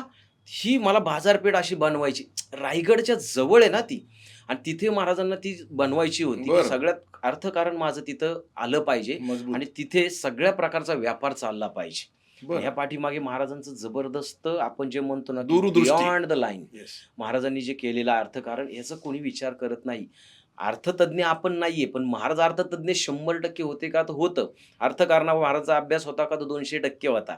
दुर्गकारण जबरदस्त, समाजकारण मी सांगितलं महाराजांचा कुठला पैलू घ्या, महाराज इज द बेस्ट सर्वांना. नाही, पण आपण मला सांगत होता की किल्ल्याचं अर्थकारण आहे, हं. पण राजगड ही सगळ्यात जास्त काळ राजधानी असताना सुद्धा अगदी. राजगडहून रायगडवर जाण्याचा जो निर्णय घेतलेला आहे शिवाजी महाराजांनी, हं. त्याच्याबद्दल अनेक मतांतर आहे. आपलं काय मत आहे?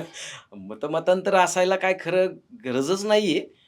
महाराज मी सांगितले ना, की लीडरच आहेत. महाराजांचं काय ऑलवेज दृष्टी होती बियॉन्ड द लाईन ते विचार करत होते सगळ्या गोष्टी. रायगडावर जाण्यामागची, हं. राजधानी रायगडवर नेण्यामागचं काय अगदी. कारण होतं? मी सांगितलं ना, की महाराजांचा आयुष्यमान जो आहे, की महाराजांकडे ज्यावेळेस पहिल्यांदा कुठला दुर्ग उभा केला असेल, तर महाराजांनी आज उभा केलाय दुर्गराज राजगड. बर. मुरुमदेवाचा डोंगर, साधा डोंगर त्याला ताब्यात घेतलेला आहे.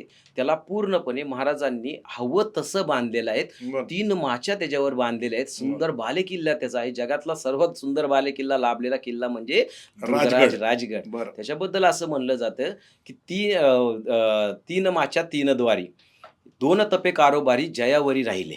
एवढं सुंदर वाक्य आहे आणि हे महाराजांच्या अगदी जसा पैसा येईल तसा महाराजांनी हा दुर्ग उभा केलेला आहे. आई जिजाऊंची संस्कार भूमी म्हणून तिकडं पाहिलं जातं. अनेक गोरगरिबांची मुलं तिथं आज यायची जायची. त्या आई जिजाऊंचे संस्कार झाले तर ती पुढे जाऊन सरनौबत सरसेनापती पदेवर गेलेली आहेत. आता हा झाला विषय. ते 24 मी सांगितलं की 360 किल्ल्यांपैकी सर्वात आवडता किल्ला महाराजांचा राजगड. राजगड आहे. पण एक अर्थकारणाच्या बाबतीत एक सांगायचं म्हणलं, की तुम्हाला आवडतो तिथं बिझनेस करायचा नसतो. बर. जिथे बिझनेस आहे तिथं तुम्हाला जावं लागतं. जिथं व्यापारपेठ आहे, बाजारपेठ आहे, अच्छा. तिथं तुमचं अर्थकारण जोरात जाणार आहे. आता आपल्या लोकांची समस्या ही आहे की जागा आहे म्हणून उद्योग उभा करतात आणि सिंधी, मारवाडी, गुजराती अगदी. हे जिथं व्यापार आहे Yes. त्या व्यापारी पेठेमध्ये जाऊन जागा घेऊन व्यवसाय करतात. मग हाच तर उद्देश आहे. हेच लोकांना कळत नाही. आपण आपले पाय पकडून ठेवलेत. बॅरेक्स ज्याला म्हणलं जातं. मर्यादा की मी घालून ठेवलेत. ह्याच गावात थांबणार, ह्याच तालुक्यात जाणार, मी ह्याच जिल्ह्यात काम करणार नाही. जिथे जिथे अर्थकारण जोरात फिरतं किंवा स्ट्रॉंगपणे तिथे जास्तीत जास्त खऱ्या अर्थाने तुम्ही न्याय देऊ शकता स्वतःच्या आज प्रत्येक पैलूला, तिथं तुम्ही गेलं पाहिजे, अर्थकारण शिकलं पाहिजे.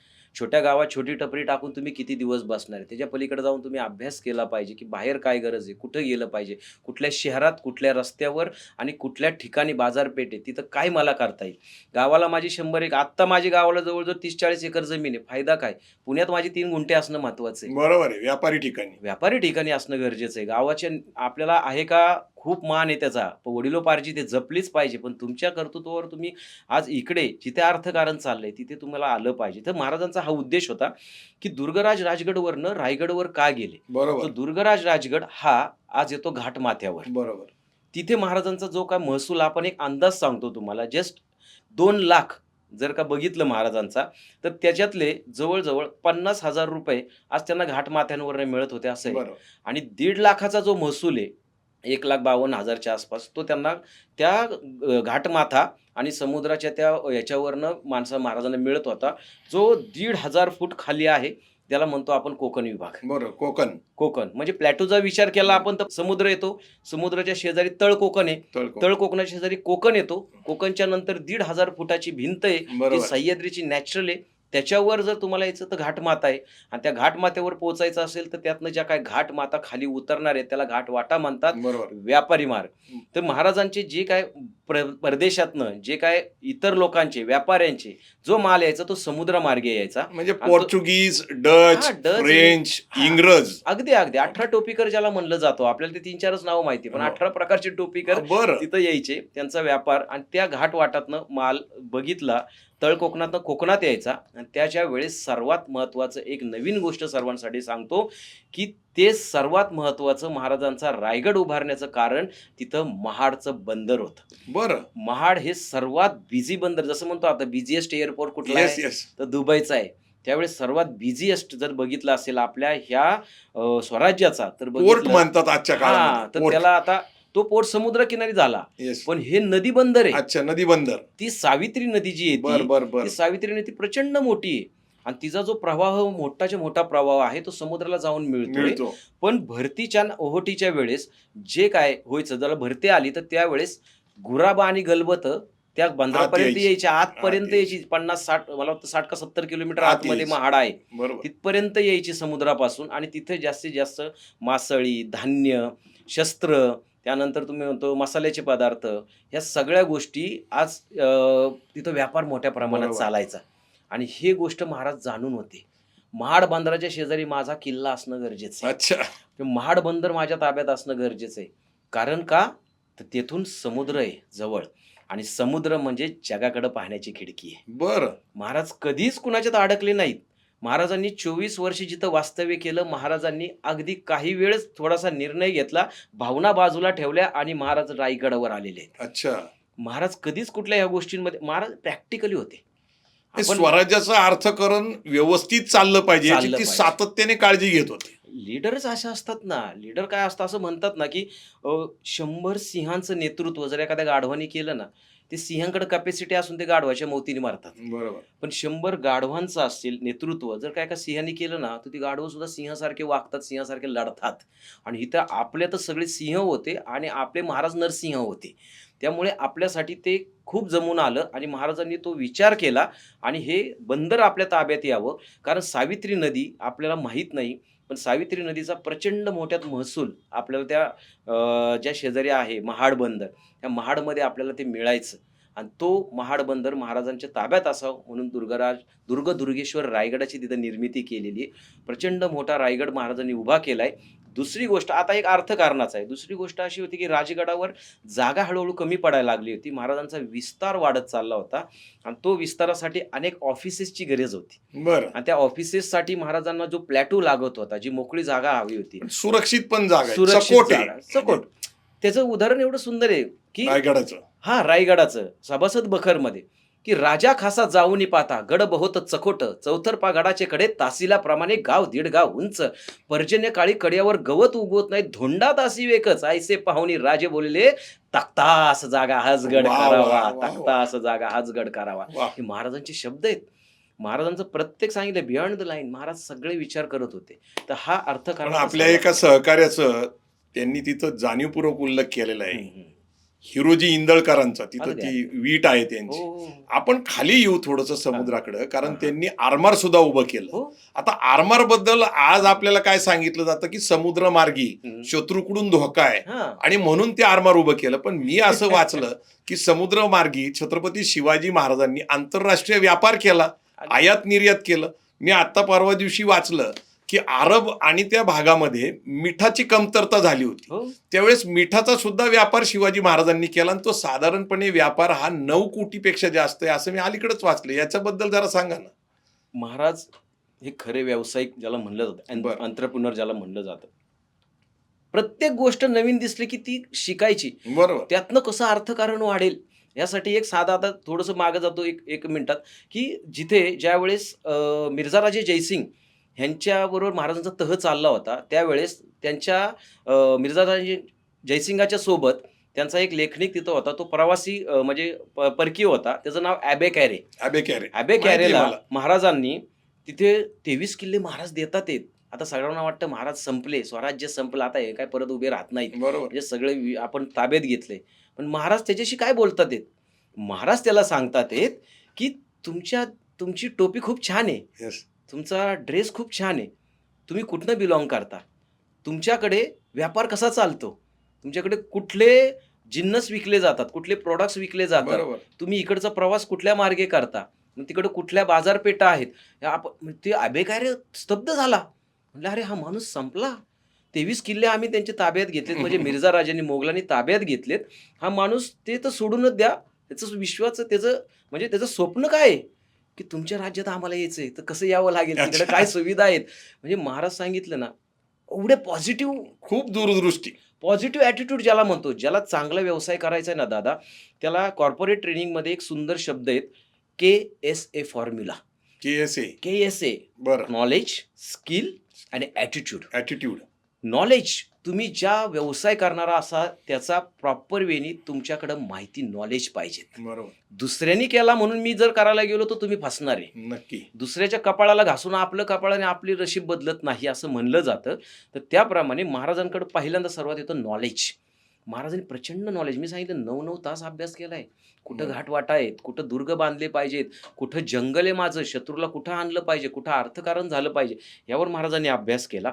दुसरं असतं सांगितलं तुम्हाला, की पहिला झाला के, दुसरा असतो यस, स्किल. तुमच्याकडे त्याचं तंत्र अवगत पाहिजे. तो बिझनेस तुम्हाला करायचा नाही, त्याचं तंत्र पाहिजे, नुसतं ज्ञान नॉलेज नाही. पाहिजे. Knowing is not important, doing is important. बरोबर, बरोबर. मला सगळं माहिती आहे, 12 चिन्ह आहेत माझ्याकडे, पण एक ना धड आहे, आपण मराठीत जसं म्हणलं जातं. तर तुमच्याकडे पहिलं नॉलेज असलं पाहिजे, त्याच्यानंतर त्याचं स्किल असले पाहिजे, ते तंत्रज्ञान ज्याला म्हणलं जातं. आणि दुसरं सर्वात म्हणायचं पॉझिटिव्ह ॲटिट्यूड. बरं. जे मला करायचंय ना ते मी करणार. मग माझ्यासाठी कुणीही किती काय बोललं तर कान बंद करायचे आणि मी जे काय करणार त्याच्यावर फोकस आपण केला पाहिजे. जे मी नेहमी माझ्या अनेक कॉर्पोरेट ट्रेनिंगमध्ये सांगतो, की फोकस तुमच्या लीडर्सनी फोकसच राहिला पाहिजे. त्याशिवाय पर्याय नाही तुम्हाला. कारण कुठली लीडरशिप ही घडताना 3 प्रकारातनं येते, जो मी फक्त 2 मिनिटात सांगतो, की इंडिव्हिज्युअल मॅनेजमेंट जे पहिल्यांदा महत्त्वाचं असतं, दुसरं असतं ऑपरेटिव्ह मॅनेजमेंट आणि तिसरं असतं स्ट्रॅटेजिक मॅनेजमेंट. बरोबर. ही मॅनेजमेंटची व्याख्या आहे, की कोणताही लीडर घडताना ह्या 3 स्टेजमधनं घडत असतो. येस. इंडिव्हिज्युअल मॅनेजमेंटमध्ये तो नेतृत्व सत्ता काय आहे, त्याच्याकडे काय गुण अवगुण आहेत आणि तो कशाप्रकारे गुणांची प्राप्ती करतो, अवगुण कसे कमी करतो आणि त्याच्याकडे काय पाहिजे, तर KSA फॉर्म्युला, नॉलेज, अच्छा. स्किल आणि ॲटिट्यूड हा तो पाहिजे. हे आयुष्यभर चालणारी प्रोसेस आहे. त्यातनं पुढचं येतं ऑपरेटिव्ह मॅनेजमेंट. हा सर्वात मोठा आयुष्यात येणारा तो भाग आहे आणि त्याच्यामध्ये महाराजांनी सर्वात महारत केला आणि हा आयुष्यातला सर्वात मोठा पार्ट येतो. सहकाऱ्यांकडनं काम करून घेण्याची क्षमता. 20-80 फॉर्म्युला, 80-20 फॉर्म्युला ऑफ डेलिगेशन, काम वाटून देण्याची क्षमता तुमच्याकडे असली पाहिजे. त्याच्यानंतर त्याचसोबत ॲप्रिशिएशन, आपल्या टीमला तुम्हाला ॲप्रिशिएट करता आलं पाहिजे, त्यांना बक्षीस देता आलं पाहिजे, त्यांच्यामध्ये एक पॉझिटिव्ह ॲटिट्यूड तुम्ही निर्माण करता आला पाहिजे आणि सर्वात महत्त्वाचं no compromise on core values. बरं. हात तोडायचे, पाय तोडायचे, डोळे काढायचे, हे शिक्षक महाराजांचे आहे. त्याला रेड हॉट स्टोव म्हणलं जातं. बरोबर. जागेवर तुमची शिक्षा, जागेवर तुमचं ॲप्रिशिएशन. तू शौर्य केलेस, तुला म्हणजे यश येऊ नाही येऊ. सोन्याचं कडं देणं. हां, म्हणजे कर्मण्य अधिकार असते ज्याला म्हणलं जातं, की तू तुझा 200% दिलेलेस. यश येईल, नाही येईल, रिझल्ट येईल, नाही येईल, नंतरची गोष्ट. तू तुझं 200%. ते महाराज ऑपरेटिव्ह मॅनेजमेंटमध्ये. प्रचंड लोकं विचित्र असतात हो. लोकं काम करत नाहीत. त्या लोकांना काम करून घेणं ही खूप मोठी कला आहे. ती कला ज्याला जमते तोच खरा आज सक्सेस ठरतो या स्पर्धेच्या युगात. आणि ऑपरेटिव्ह शेवटचा आहे स्ट्रॅटेजिक मॅनेजमेंट. मी जे बोललो, की तुम्हाला करायचंय काय? हा उद्देश तुमचा फायनल पाहिजे. आणि बरोबर. तिथे पोहोचताना तुम्हाला ते सर्वात महत्त्वाचं आहे. लोकं ऑपरेटिव्हपर्यंत येतात, तिथनं थकूनच मागं पळून जातात. स्ट्रॅटेजिक तर लांबच. महाराजांनी 16व्या वर्षी शपथ घेतली, की भारतावर आधी राज्य गाजवणाऱ्या त्या तमाम जुलमी सत्तांना मी इथून उकडून बाहेर टाकेल आणि इथे आपल्या स्वराज्याची निर्मिती करेल. महाराजांची शपथ आहे. 16व्या वर्षी शपथ घेतलेली महाराजांनी आज वयाच्या 44 वर्ष ती पूर्ण केलेली आहे. हे 6 जून 1674 ला 74. त्यांनी राज्याभिषेक केला. अगदी.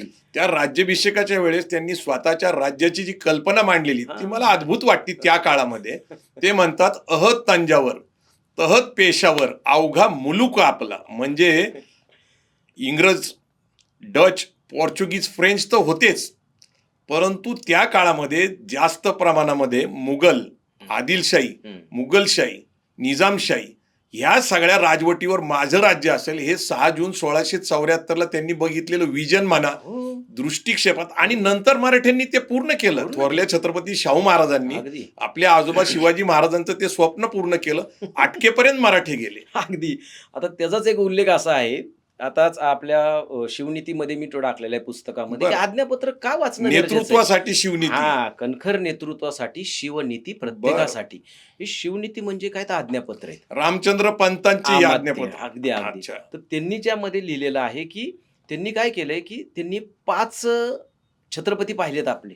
शिवाजी महाराज पाहिलेत, त्यानंतर संभाजी महाराज पाहिलेत, बरं. त्यानंतर त्यांनी ताराराणी माँसाहेब पाहिलेत, बरं. नंतर शाहू महाराज पाहिलेत. म्हणजे हे त्यांनी पाहिलेले आहेत. ताराराणीपर्यंत, ताराराणीच्या नंतर थोरले म्हणजे दुसरे शिवाजी आणि दुसरे संभाजी बर. ह्यांचं सुद्धा कारभार त्यांनी पाहिलेला आहे. अच्छा. तर त्यांचा कारभार पाहताना दुसऱ्या संभाजी महाराजांच्या दरबारातनं त्यांनी ते लिहिलेले आहेत आज्ञापत्र. अच्छा. आणि ती आज्ञापत्र लिहिताना त्याची सुरुवातच अशी त्यांनी केलेली आहे, अच्छा. की तुमचे आजोबा कोण होते? अच्छा. ह्याचं वाक्य आणि हे स्वराज्य कसं निर्माण केलंय हे सांगताना त्यांनी तो आज्ञापत्र लिहिलेला बरोबर. ग्रंथ आहे. त्या आज्ञापत्राची सुरुवात एवढी सांगे, की महाराजांचं स्वराज्य कसं निर्माण झाले, काय आहे? आपल्या बुद्धी वैभव पराक्रमे कोणाशी गणना न करता कोणाशी तुंबळ युद्ध करून रणांगणासे आणले, कोणाशी परस्पर मित्रभेद करविले, कोणाशी परस्पर कलह लावून दिले, कोणाच्या दर्शनास गेले, कोणाशी दर्शनास आणले. असा ज्या ज्या उपाये जो जो शत्रू आकळावा, त्या त्या उपाये तो तो शत्रू पादाक्रांत करुनी साल्लेरी ऐवंतापासून चंदी कावेरीच्या तीरापर्यंत निष्टंकत राज्य, शतावली दुर्ग, 40,000 पागा, 60-70,000 शिलेदार, 2,00,000 पदातीत, ऐसी जणू नूतन सृष्टीच निर्माण केली, की ज्यावरी औरंगजेबासारखा मातब्बर शत्रू चालून आला असता यमालया आश्रयाशी गेला, ते हे राज्य शिवाजी महाराजांचे, ते हे राज्य शिवाजी महाराजांचे. त्यात सगळं त्यांनी केलंय. आपल्याकडे किती राज्य होतं, कसं उभं केलंय, कशा शत्रूला कायला दर्शनात गेलेत, काय दर्शनात आणलेत, या सगळ्या गोष्टी आहेत. आणि आपल्याकडे किती सैन्य होतं याचा उल्लेख तिथं सापडतो. शतावली दुर्ग म्हणजे शेकडो दुर्ग आहेत. बरोबर. त्यानंतर आपल्याकडे 40,000 पागा. आता याचा शब्द तुम्ही समजून घ्या. 40,000 पागा म्हणजे महाराजांच्या मालकीचे 40,000 घोडे होते, घोडदळ. बर. 60-70,000 शिलेदार. आता शिलेदारचा अर्थच बऱ्याच लोकांना माहिती नाही. शिलेदार म्हणजे तो स्वतःचा घोडा आज त्याच्या घेऊन आज तो महाराजांच्याकडे सामील झालेला आहे स्वराज्य सेवेसाठी. तो घोडा महाराजांच्या मालकीचा नाही, तो स्वतःच्या मालकीचा बरोबर. आहे. त्याच्यानंतर महाराज सांगतात आहेत, की आज 2.25 लाखाच्या आसपास पदादी म्हणजे पायदळ महाराजांकडे आहे. आणि अशा प्रकारे महाराजांनी आज ही नवीन सृष्टी निर्माण केली. ह्या प्रकारे जर का आता आपण बघितलं, की आरमाराकडे येतोय आपण, हे महाराजांनी कशा प्रकारे आरमार निर्माण केलं होतं. बरोबर. आरमाराची फक्त सुरक्षा आहे का, तर गरजच आहे. ओके. समुद्राला पालन घालणे गरजेचं आहे. आणि हे समुद्राला पालन महाराजांनी घातलेलं आहे. पालन म्हणतात किंवा त्याला कुंपण म्हणतात महाराजांनी. पण त्याच्या अगोदर महाराजांचे काही जबरदस्त विषय असा आहे, की महाराजांकडे जेव्हा बघितलं, जावळी ताब्यात घेतली, जावळीतल्या ज्या सगळ्या घाटवाटा होत्या त्या ताब्यात घेण्यासाठी त्यांनी चंद्रराव मोरेचे तिथं पाडाव केलेला आहे. ते पत्र वगैरे ते नंतरची गोष्ट आहे. महाराज वाटच बघत होती, की हा कधी स्वराज्याच्या विरोधात जातोय आणि ह्याला कधी ताब्यात घेतोय. कारण स्वराज्याच्या डबल स्वराज्य त्या जावळीमध्ये. आणि त्या बरोबर. घाटवाटा खालनं वर येतात. मी जे बोललो तुम्हाला, तिथे जवळ 15 ते 16 घाटवाटा वर येत आहेत. अच्छा. त्याचा प्रचंड महसूल त्या व्यापारी चंद्रराव मार्ग मोरेकडे आहे. जात होता, व्यापारी मार्ग. आणि तो समुद्राला भिडत होता. आणि तो समुद्राला भिडताना तिथे काय होत होतं, की तो प्रचंड व्यापार महाराजांचं पहिल्यांदा लक्ष गेलं समुद्रावर. आणि समुद्राचा महाराजांनी अभ्यास करायला सुरुवात केलेली आहे. महाराजांच्या लक्षात आलं, समुद्र म्हणजे जगाकडे पाहण्याची खिडकी आहे. बर. हे परकीय लोक, यांची भूमी इथली नाहीये. हे परकीय हजारो किलोमीटरवरनं येतात आहेत. आशियाला ओलांडून ते त्यांच्या युरोप खंडातनं इकडे येतात आहेत. आणि युरोप खंडातनं येऊन इथं प्रचंड पैसा, प्रचंड नफा कमवतात आहेत. आणि हे आपल्यावर शिरजोर होतात. यातनं ते शस्त्र निर्माण करतात, शस्त्र विकत आणतात, त्यांचे सैन्य ठेवतात, त्यांचे किल्ले उभे करायला लागलेत, त्यांच्या बाजारपेठा बसायला लागलेले आहेत. आपण इथले भूमिपुत्र आहोत आणि आपली लोक त्याच्यापासून दूर आहेत. बरोबर. हा हक्क आपला आहे. आणि मग महाराजांनी तिथे सुरुवात केलेली आहे. हळूहळू एक एक महाराजांनी ते ज्ञान सुरुवात केलेली घ्यायला, आपल्या माणसं गोळा करायला सुरुवात केलेली आहे. आणि मग त्या लोकांना महाराजांनी जसे शेतकरी जमा केले, तसे कोकणातली लोक महाराजांनी जमा केलेत. त्यांना विश्वास दिलेला आहे, की बंदर आंग्रे कुटुंबाचा उल्लेख. आंग्रे कुटुंब त्यांनी तर खूपच मोठं काम केले. बरोबर. पण त्याच्या अगोदर बरीच लोक महाराजांनी आज स्वराज्यासाठी काम करणारे आहेत. आणि त्यासाठी महाराजांनी त्यांना घेतलं, म्हणजे विश्वासात घेतलंय. आणि तिथे महाराजांनी पहिल्यांदा जर काय केलं असेल, तर बोटी कशा बांधतात. बरोबर. बोटी कशा बांधायची. मी बोललो ना, KSA, नॉलेज स्किल ॲटिट्यूड. तुमच्याकडे नॉलेज असलं पाहिजे पहिल्यांदा. ते महाराजांनी नॉलेज घेतलं, त्याच्यानंतर स्किल अंतर्गत. मी असं वाचलं, की पूर्वी त्या शिडाच्या बोटीने लोक प्रवास करत होते, पण महाराजांनी वलवणाऱ्या बोटीचा आग्रह धरला. आणि महाराजांनी नुसतं आरमारच नाही उभं केलं तर समुद्रात किल्ले पण उभे केले. म्हणजे अगदी. सिंधुदुर्ग एक त्याचं अप्रतिम उदाहरण आहे. मी तेच सांगतो की आपल्याला राजगड आणि रायगड माहिती आहे. बरोबर. ह्या आपल्या ज्या आहेत ना, ह्या राजधान्या आहेत, मजबूत आहेत, प्रचंड मोठ्या आहेत.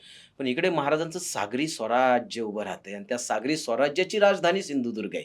मग सिंधुदुर्ग उभारण्यासाठी महाराजांनी जे काय केलं, त्याच्या पहिल्यांदा ते नॉलेज, स्किल आणि ॲटिट्यूड ठेवलं, की मला जगाशी व्यापार करायचा आहे. बरोबर आहे. त्याचं तंत्रज्ञान मला पहिल्यांदा जाणून घेणं गरजेचं आहे आणि ह्याचं व्यापार खरं तर त्या काळामध्ये इम्पोर्ट एक्सपोर्टची कल्पना कल्पना महाराजांच्या लक्षात आलं. महाराज मोठे अर्थकारण तज्ञ आहेत. महाराजांकडे तुम्ही फक्त लढवय्या आणि घोडे ढालच्या पलीकडे आपण जे म्हणतो ये ते आपण गेलं पाहिजे आणि आताची काळाची गरज आहे. आणि ह्यातनं महाराजांनी काय केलं, की तिथे पहिल्यांदा एक प्रयत्न कसा फसलाय बघा. महाराजांना आता नॉलेज आलेलं आहे, सगळं केलंय. शिडाच्या 3 बोटी महाराजांनी निर्माण केल्यात बरं. आणि त्यांनी त्याच्यामध्ये भात वगैरे सगळं धान्य भरले आणि त्या मॉस्कोपर्यंत त्या पहिल्यांदा पाठवलेल्या आहेत. कसा विषय होतो आणि पहिलंच वादळ आलं आणि त्या तिन्ही बोटी बुडाल्या. बुडून गेल्या. पहिलाच झटका बसलाय आपल्याला, की व्यापारामध्ये नुकसान पण झालं. पहिलं नुकसान रिस्क. महाराजांच्या जागेला. पण महाराजांचा पॉझिटिव्ह ॲटिट्यूड म्हणलं, बरोबर. ठीक आहे, आपलं काहीतरी चुकलं असेल किंवा काय विषय झाला असेल, आपल्या नशिबाने नसेल झालं, पण याच्यापेक्षा भव्य दिव्य आपल्याला करायचंय. हा निसर्गाचा आहे, ह्याला आपण टाळू शकत नाही. ह्यावर महाराजांनी त्याच्यावर सोल्युशन काढलंय आणि परत एकदा व्यापार त्यांनी महाराजांनी चालू केलेला आहे. आणि त्याचं सांगितलं मी तुम्हाला, महाराजांच्या बोटी एक गुराबा, आता ही नाव बऱ्याच लोकांना बरोबर माहिती आहे. नसतात. गुराबा आणि गलबत, गलबत. मछवा, पाली, ह्या सगळ्या बरोबर. पाल हे महाराजांनी अनेक निर्माण केलेत. त्यातल्या गुराबा नावाच्या बोटी पहिल्यांदा सुरुवात केली बरोबर. त्यांनी. त्या गुराबामध्ये थोड्याशा कमी असतात, स्पीडनी कमी असतात, जागा कमी असते, पण त्या लढाऊ असतात. बरोबर. चपळ त्यांचं हे असतात. दुसऱ्या असतात गलबत. गलबत. गलबतावर प्रचंड मोठ्या प्रमाणात तुम्ही अन्नधान्य ठेवू शकतो, सैनिक ठेवू शकतो, तोफा ठेवू शकतो आणि ते संत गीतेने चालतात. बरोबर. गलबताची निर्मिती महाराजांनी केलेली आहे व्यापारासाठी आणि गुराबाचं जे आहे ते संरक्षणासाठी. संरक्षणासाठी. नंतर मग पाल, बिछवा वगैरे सगळे बरोबर. केलेले आहेत. तर महाराजांचं जे होतं, की असं म्हणलं जातं, की महाराजांचा जो उद्देश होता, की अनेक बाह्य देशातल्या ह्याच्याशी, तर महाराजांचं काही पत्र आता आपल्याला उपलब्ध झालेली आहेत, की महाराजांचा व्यापार कुठे चालायचा, तर मॉस्कोपर्यंत, म्हणजे मॉस्को. पश्चिमपर्यंत मॉस्कोपर्यंत महाराजांची व्यापारी गेलेली आहेत. तिथे आपली जहाजं गेलेली आहेत. तिथं व्यापार करून महाराज आलेले आहेत तिकडनं. पुन्हा प्रचंड नफा झाला आणि महाराजांना कळलं, की केवढा नफा होऊ शकतो. बरोबर. ही परकीय लोक एवढी स्ट्रॉंग का होतात ते? अगदी साध्या कवडी मोल भाषेत माल आपला घ्यायचा, तिकडे जाऊन त्याच्यावर त्यांनी प्रोसेस करायची किंवा तो विकायचा 10 पटीत पडले. त्यामुळे त्यांना जबरदस्त तो विषय झाला आणि या माध्यमातून महाराजांनी सागरी स्वराज्य ताब्यात घेतलेलं आहे. बरोबर. आणि नुसतं सिंधुदुर्ग नाहीये, रत्नदुर्ग आहे, सुवर्णदुर्ग आहे, त्याच्या विजयदुर्ग ताब्यात घेऊन विजयदुर्गला पुन्हा एकदा महाराजांनी जबरदस्त स्वरूप प्राप्त करून दिलेलं आहे.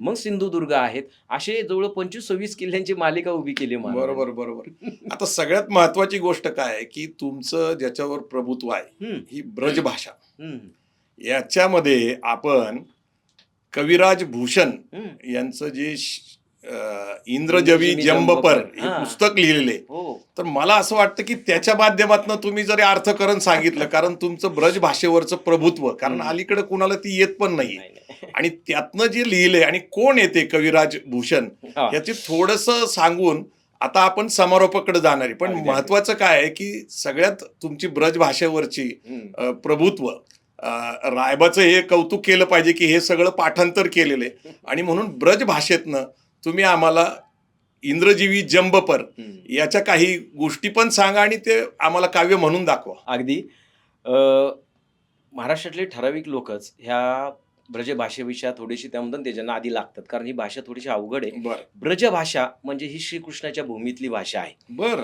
आणि ही कविराज भूषण जे व्यक्तिमत्व आहे ते व्यक्तिमत्व आज उत्तर भारतातनं कानपूर, त्रिविक्रमपूर इथनं आलेलं आहे आणि ते महाराजांकडे आलेले आहे. बर त्याच्या पाठीमागचा इतिहास असा आहे की त्यांचे मोठे बंधू, बरं. त्यांचे वडील औरंगजेबाच्या दरबारामध्ये काम करतात ते. म्हणजे त्यांना शिवाजी महाराज माहिती हा, आहे. 1666च्या नंतर महाराजांची जी काही ख्याती. आपण आग्र्यावरनं महाराजांची जी काही सुटका झालेली आहे, महाराज निघालेले आहेत आणि तिथून महाराजांची इकडं आल्यानंतर पुन्हा त्यांनी झेप घेतलेली आहे.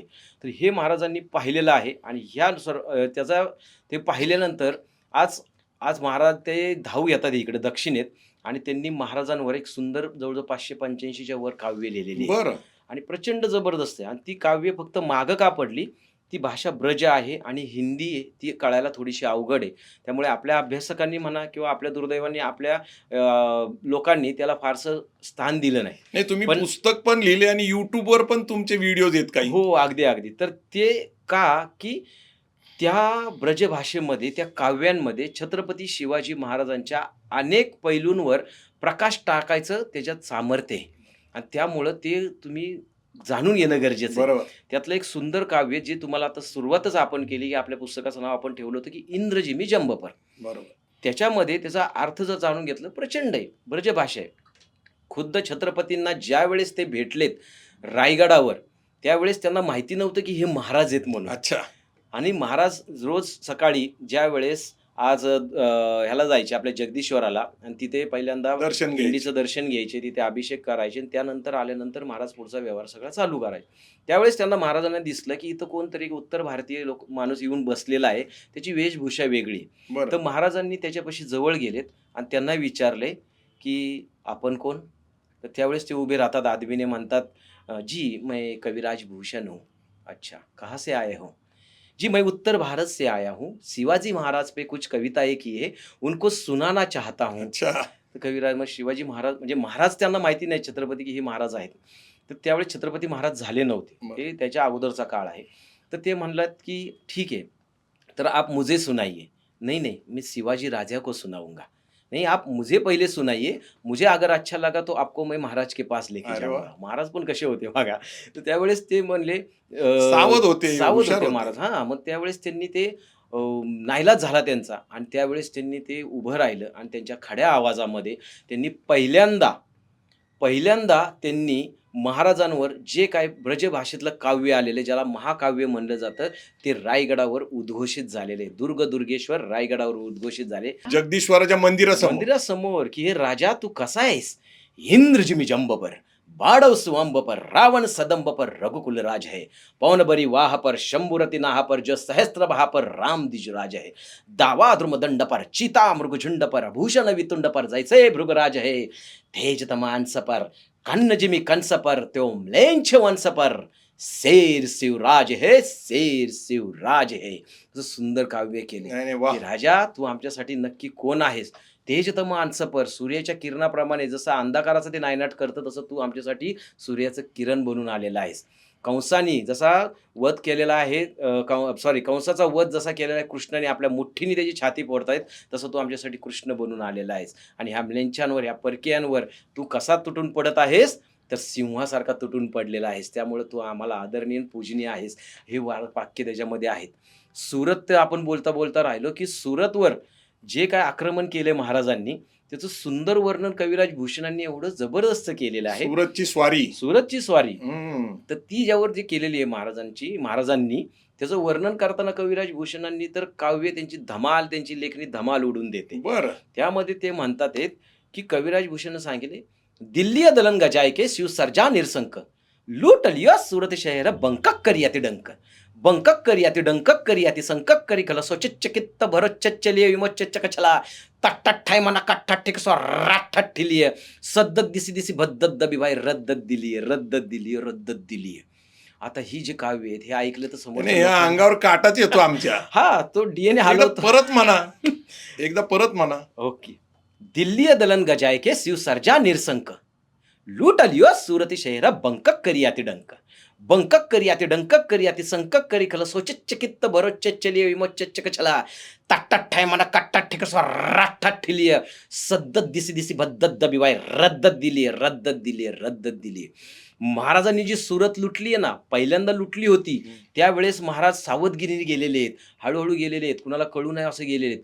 पण दुसऱ्या वेळेस जी महाराजांनी जी सुरत लुटलेली आहे 1671च्या आसपास, ती महाराजांनी डंके नगारे वाजून अच्छा. लुटलेली आहे.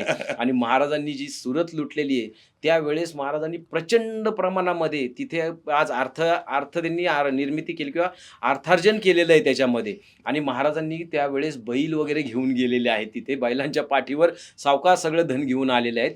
आणि शहरात तिथं भडोज नावाचं शहर आहे. बरोच. भडोच हम्म. त्या सुरतच्या शेजारी. बरोबर. तर ते व्यापारी ते रडत आहेत तिथे की बाबांनो काय करताय तुम्ही, आमचं रक्षण कोण करणार.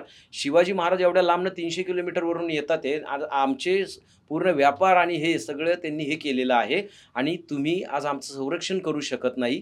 आणि मग त्यामुळे ते अश्रुपात करत ते भडोस शहराकडे चाललेले आहेत आणि औरंगजेबाला ते शिव्या शाप देतात आहेत. एक महत्वाची हां. गोष्ट फक्त मध्ये सांगतो हं. की सुरतेची स्वारी केल्यानंतर हां. सुरतेतले व्यापारी हं. हे स्वतःच्या संरक्षणासाठी इंग्रजांकडे आले अगदी आणि मुंबई वसवली गेली. आणि मुंबई आज महाराष्ट्राची राजधानी आहे, राजधानी तसंच झाली. ती देशाची आर्थिक राजधानी. ती हो. छत्रपती शिवाजी महाराजांमुळे आहे. शिवाजी महाराजांचं अर्थकरण अडचणीत आलं होतं शाहिस्ते खानामुळे, अगदी, म्हणून अगदी. त्यांनी सुरतवर स्वारी केली. हा. पण सुरतेच्या स्वारीनंतर आज जी मुंबई आहे हं. ही सुद्धा शिवाजी महाराजांच्या कृपेमुळेच मुंबई वसलेली आहे. अगदी अगदी.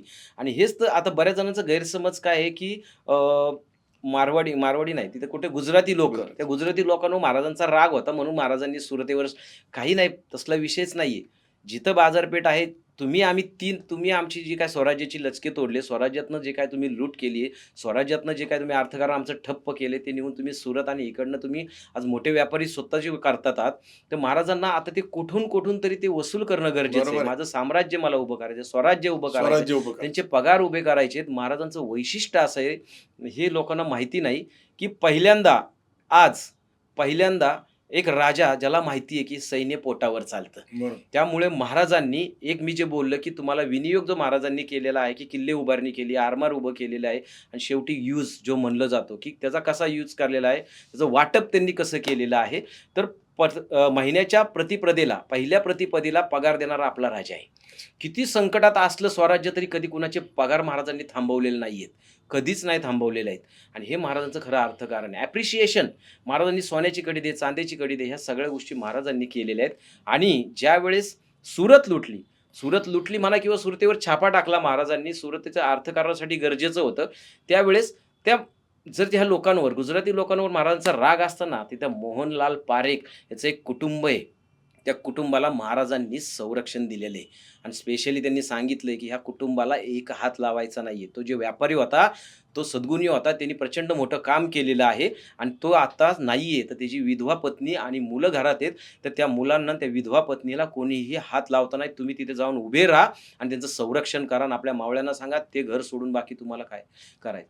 तर महाराजांनी सांगितलं ना, सिस्टीम इज इम्पॉर्टंट, म्हणजे पर्सन इज नॉट इम्पॉर्टंट. महाराजांनी सांगितलं. आपला आता विषय जो आहे कविराज भूषण, हां. त्याचे तुम्हाला काही अजून काव्य येतात, अजून अगदी. 2-3 काव्य जरा होऊ दे. अर्थकारणाच्या निमित्ताने अजून एक काव्य असं आहे की दुर्गेश्वर रायगडाचं वर्णन करताना कविराज भूषणांनी एक सुंदर काव्याची निर्मिती केलेली आहे की आमचा रायगड कसा आहे, आमच्या रायगडवर काय काय आहे आणि आमच्या रायगडचं ऐश्वर किती आहे.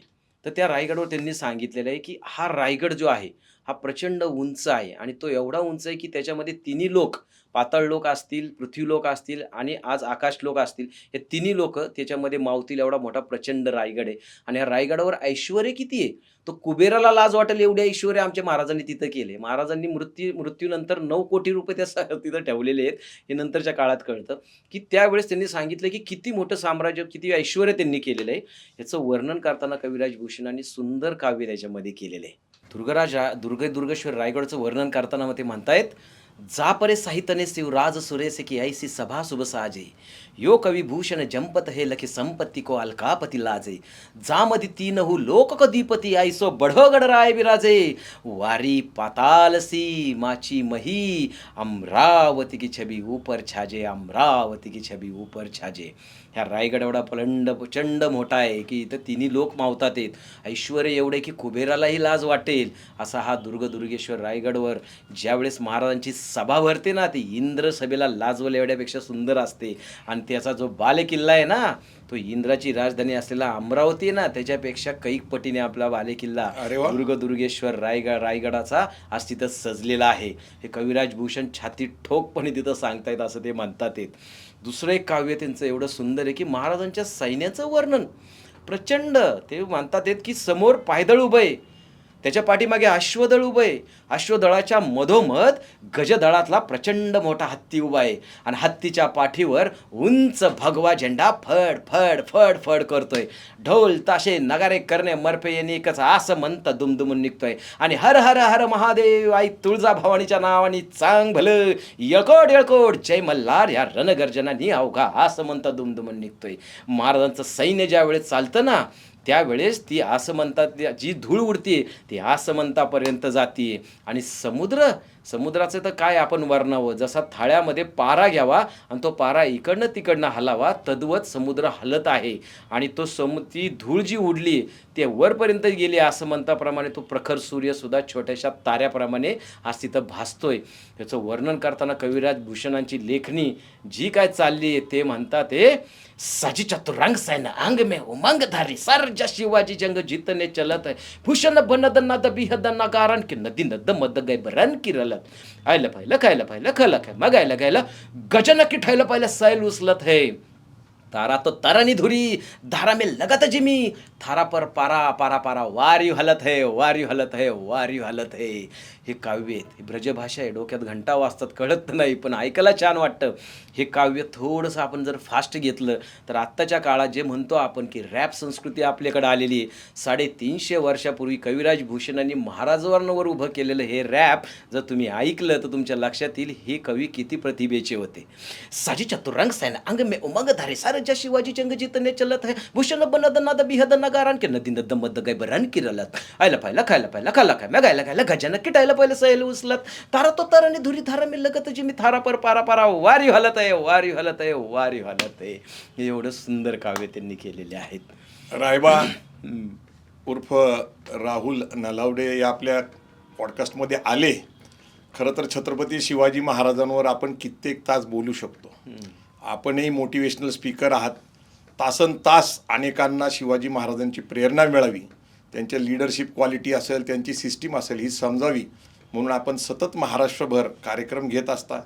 मला एवढंच सांगायचं आहे की महाराष्ट्राची प्रेरणा, देशाची प्रेरणा छत्रपती शिवाजी महाराज यांचा पहिला पुतळा जो उभा राहिला तो महाराष्ट्रातल्या शिवाजी पार्कला, त्यानंतर गेटवे ऑफ इंडियाला आणि तो उभा केला कैलासवासी बाळासाहेब देसाई, त्या काळामध्ये गृहमंत्री होते आणि त्यावेळेस पहिलं शिवस्मारक समिती महाराष्ट्रात उभी राहिली होती.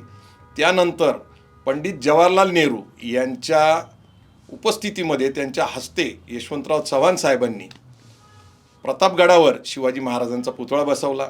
त्यानंतर रायगडावर छत्रपती शिवाजी महाराजांची 300वी जयंती होती त्यावेळेस होळीच्या मैदानावर शिवाजी महाराजांचा पुतळा बसवला. त्यानंतर इंदिरा गांधी स्वतः त्या ठिकाणी आले होते. जेहेल सिंग जे राष्ट्रपती होते ते येऊन गेले होते. तर छत्रपती शिवाजी महाराजांचा प्रेरणा देणारा पुतळा हा आपल्या दिल्लीतल्या संसदेच्या बाहेर आहे आणि महाराष्ट्राच्या विधिमंडळाच्या बाहेरसुद्धा शिवाजी महाराजांचा पुतळा आहे. तर अशीच प्रेरणा छत्रपती शिवाजी महाराजांची या देशाला, या महाराष्ट्राला मिळावी आणि यातून आपण जसं सांगितलं की छत्रपती शिवाजी महाराजांचं स्वराज्याचं अर्थकरण मग ते शेतीवर अवलंबून असेल, गड किल्ल्यावर अवलंबून असेल किंवा समुद्रमार्गी आयात निर्यात व्यापार करणाऱ्या छत्रपती शिवाजी महाराजांची प्रेरणा मराठ्यांच्या तरुण मुलांना उद्योग व्यावसायिक अर्थकरण करण्यासाठी उपयोगी पडू. जय जिजाऊ, जय शिवराय, नमस्कार. राहुलजी धन्यवाद. जाता जाता एवढंच सांगेल पुन्हा एकदा कविराज भूषणांच्या भाषेमध्ये की व्यापारी न जहाज के न राजा भयो राज के भिकारी हमें कीजिए महाराज शिवराज के महाराज शिवराज के. जय शिवराय, जय शिवराय.